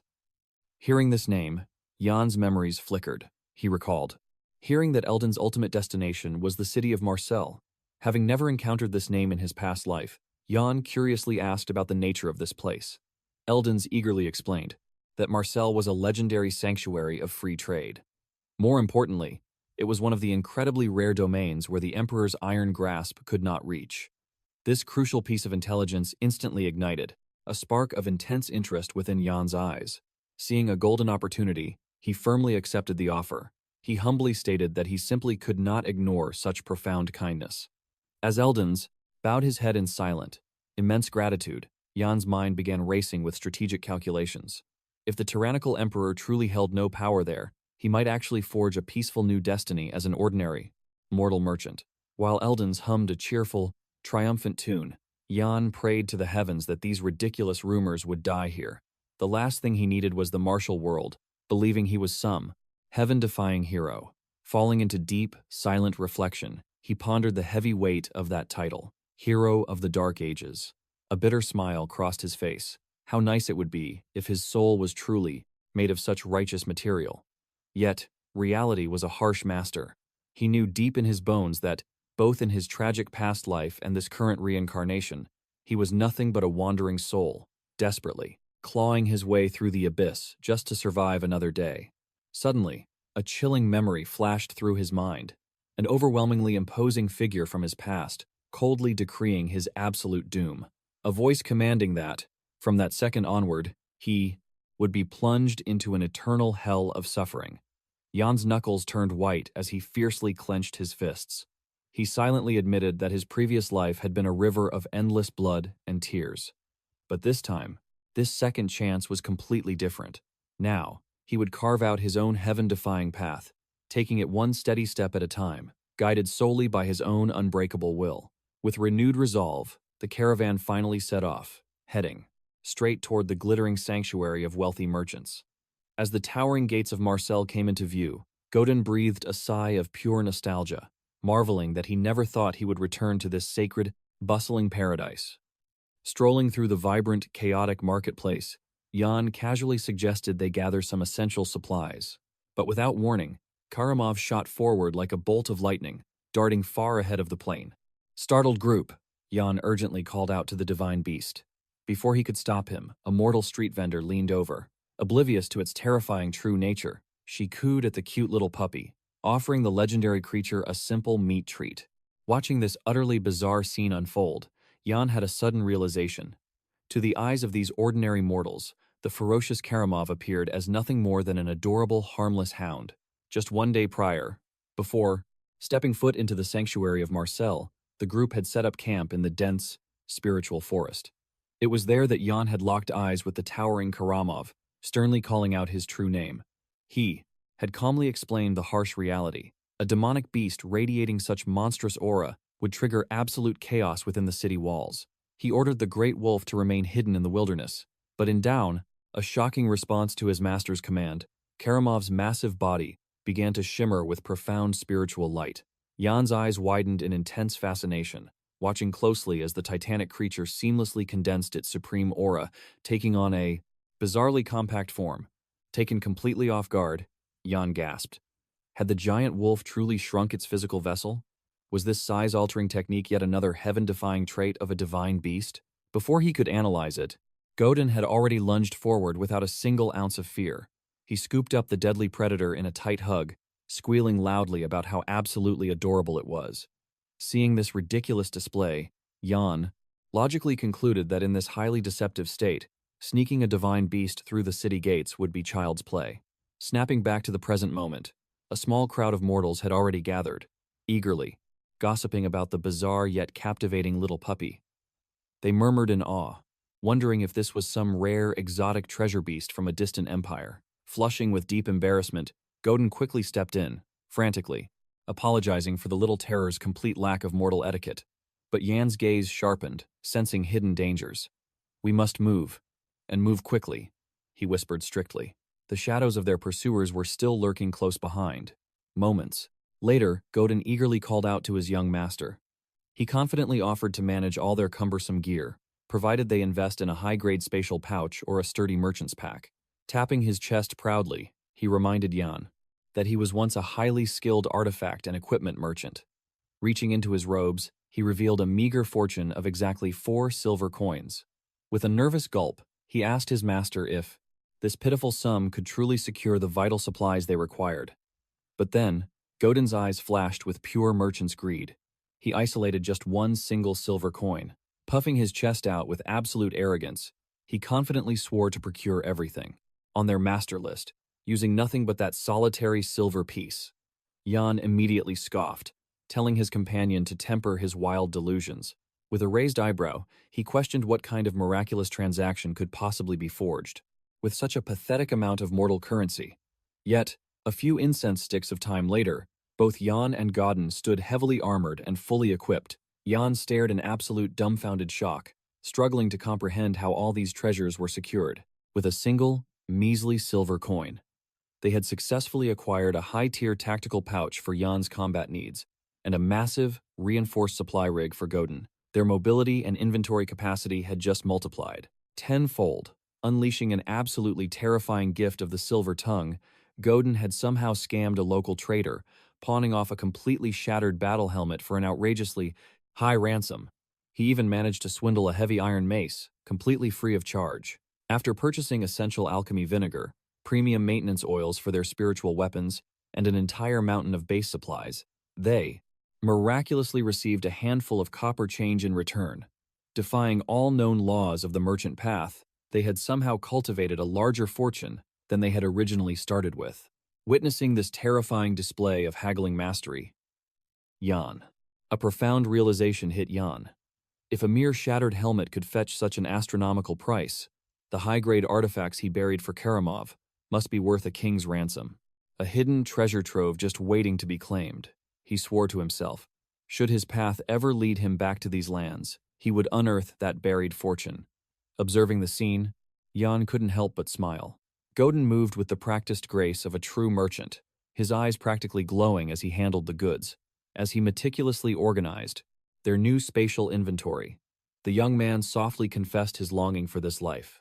Dark memories of his time in chains surfaced.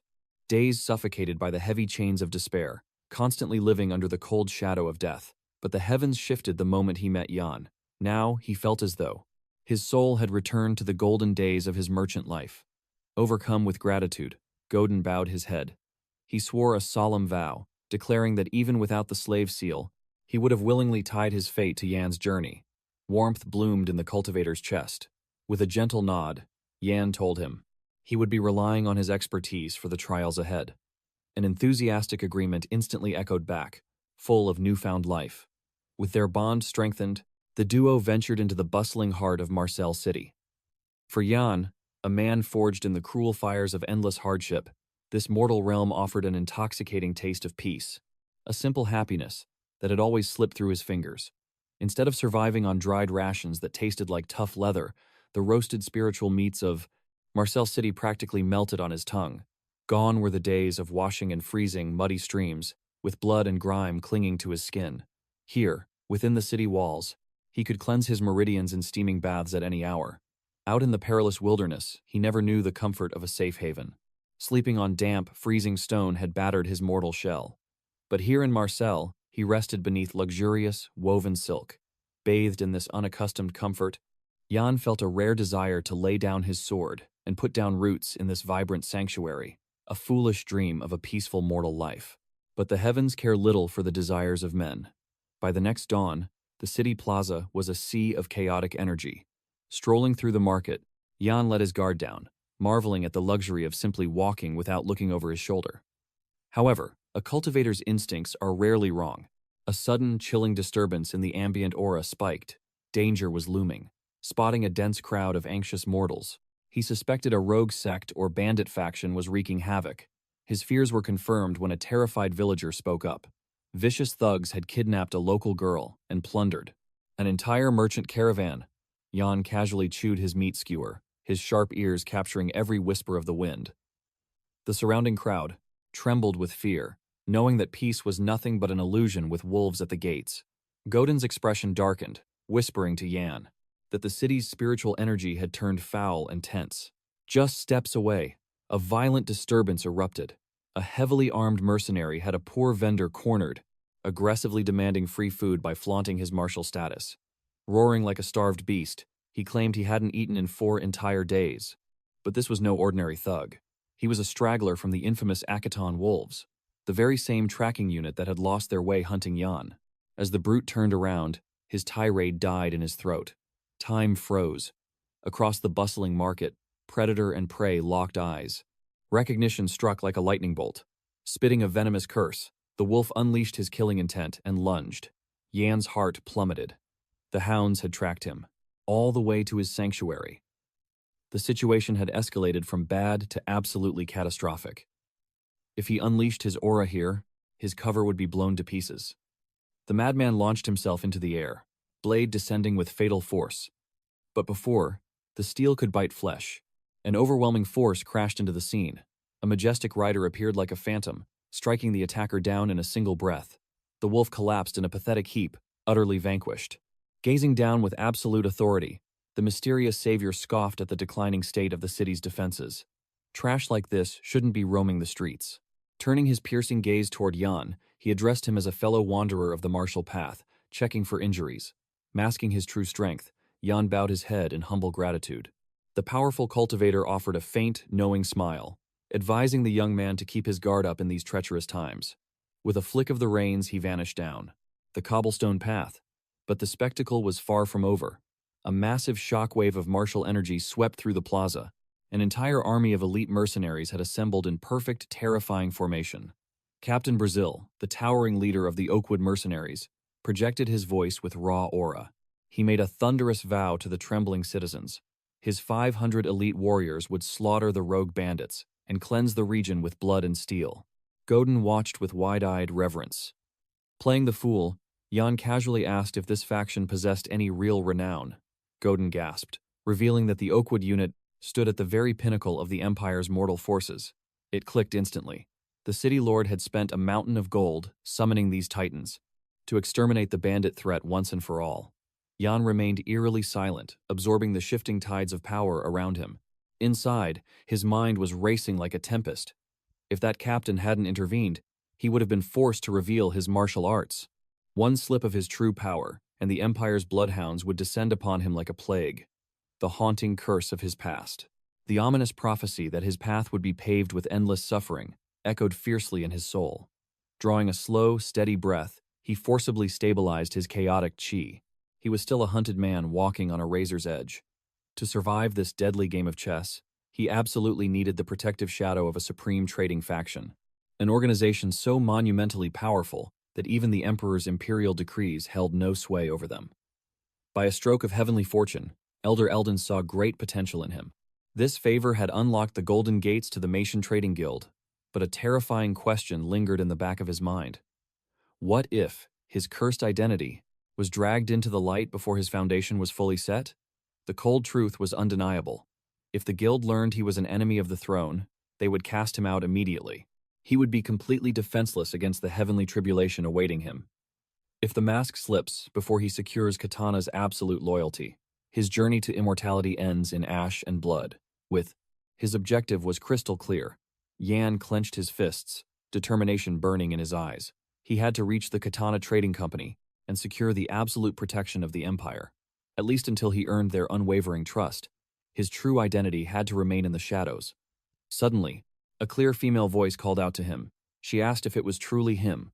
The beast woman stepped forward, introducing herself as Ibella, an elite operative of the Katana Trading Company. She revealed that his legendary deeds had reached her ears through Eldon's.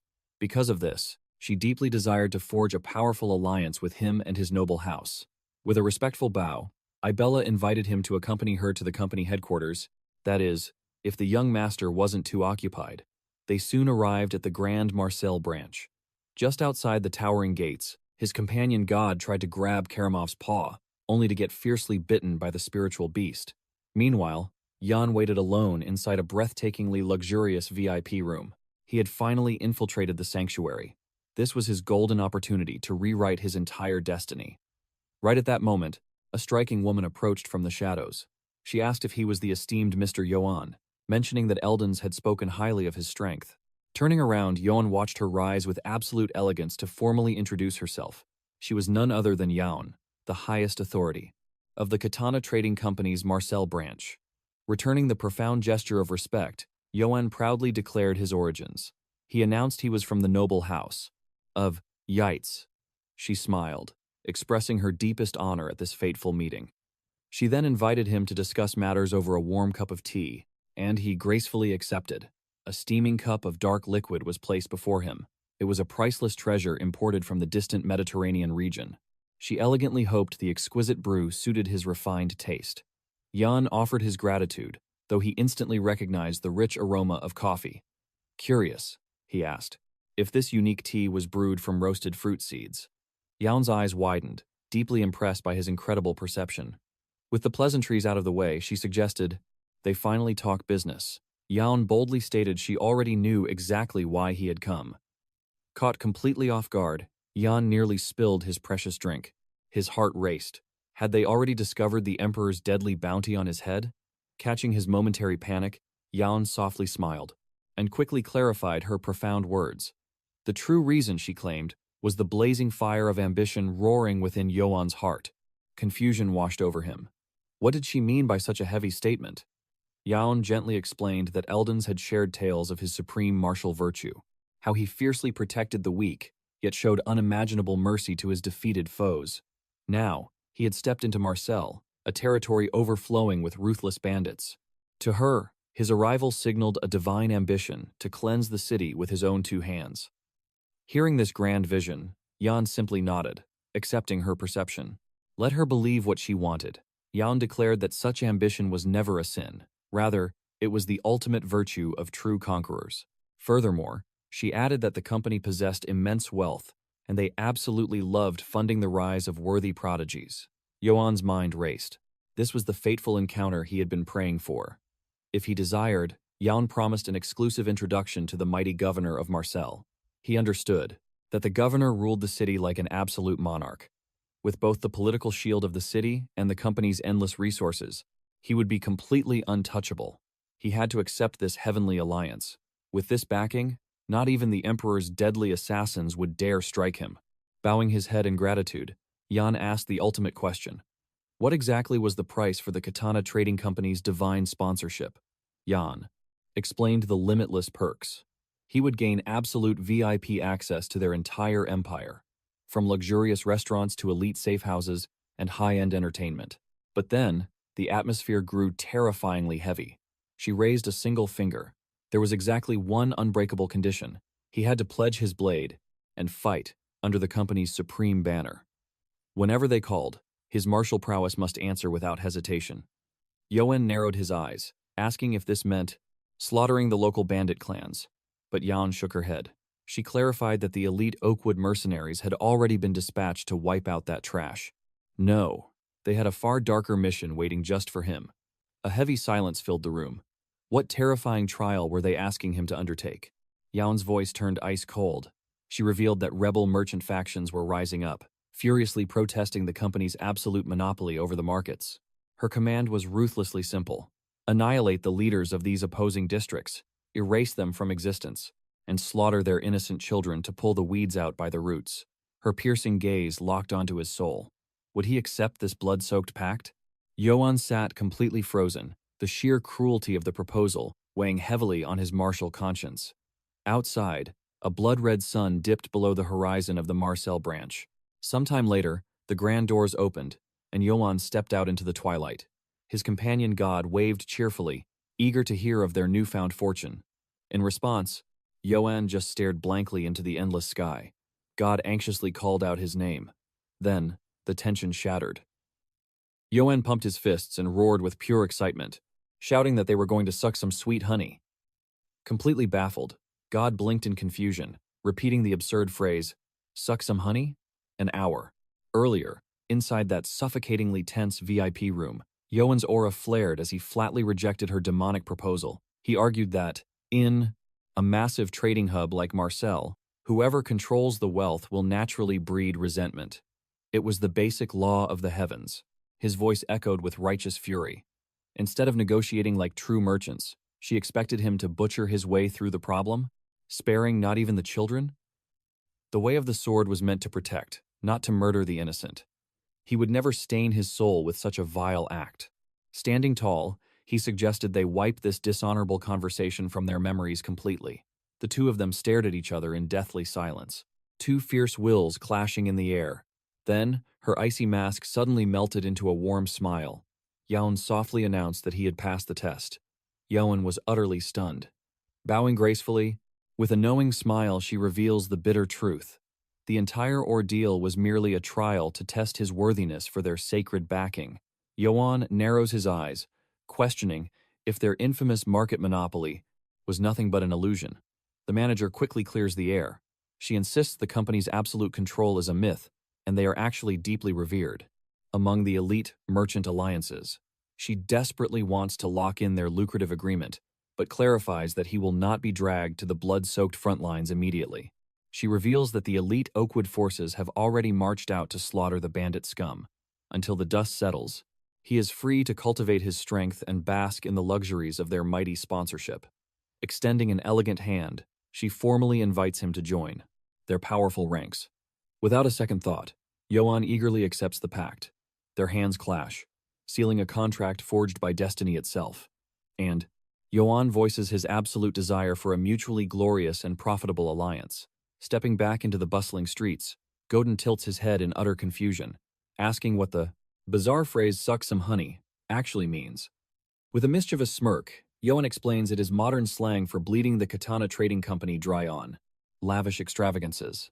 Moments later, Godin eagerly asks if the high-stakes negotiations bore fruit. With supreme confidence, Yohan grins, confirming that the legendary sponsorship is finally his. The young man showers him with praise, and Yohan casually accepts the glory. In his mind, he marvels at his own monstrous luck.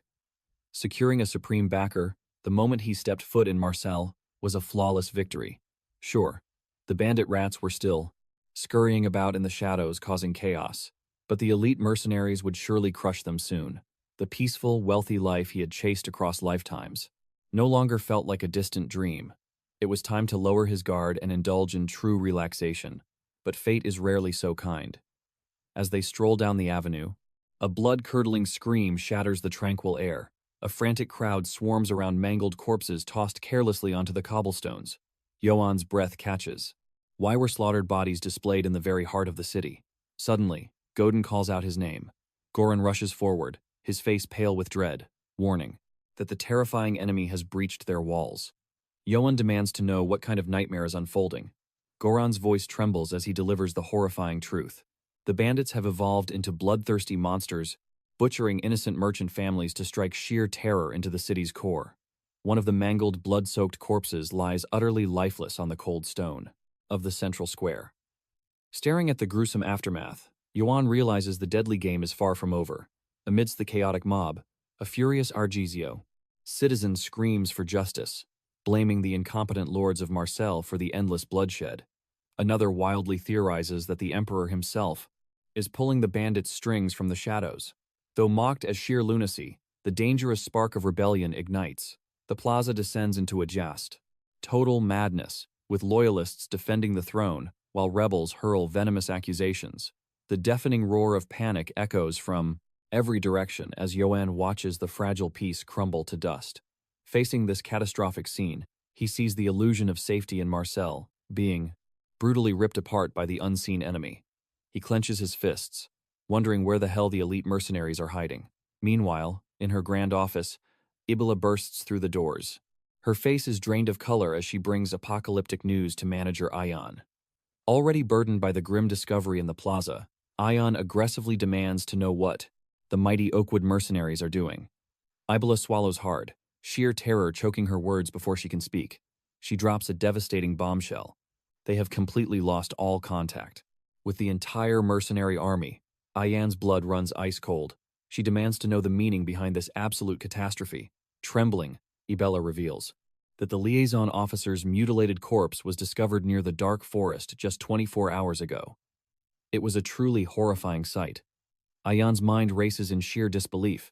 The Oakwood faction possessed the military might to obliterate an entire city. She refuses to believe they could ever be wiped out by a mere pathetic band of mountain thieves.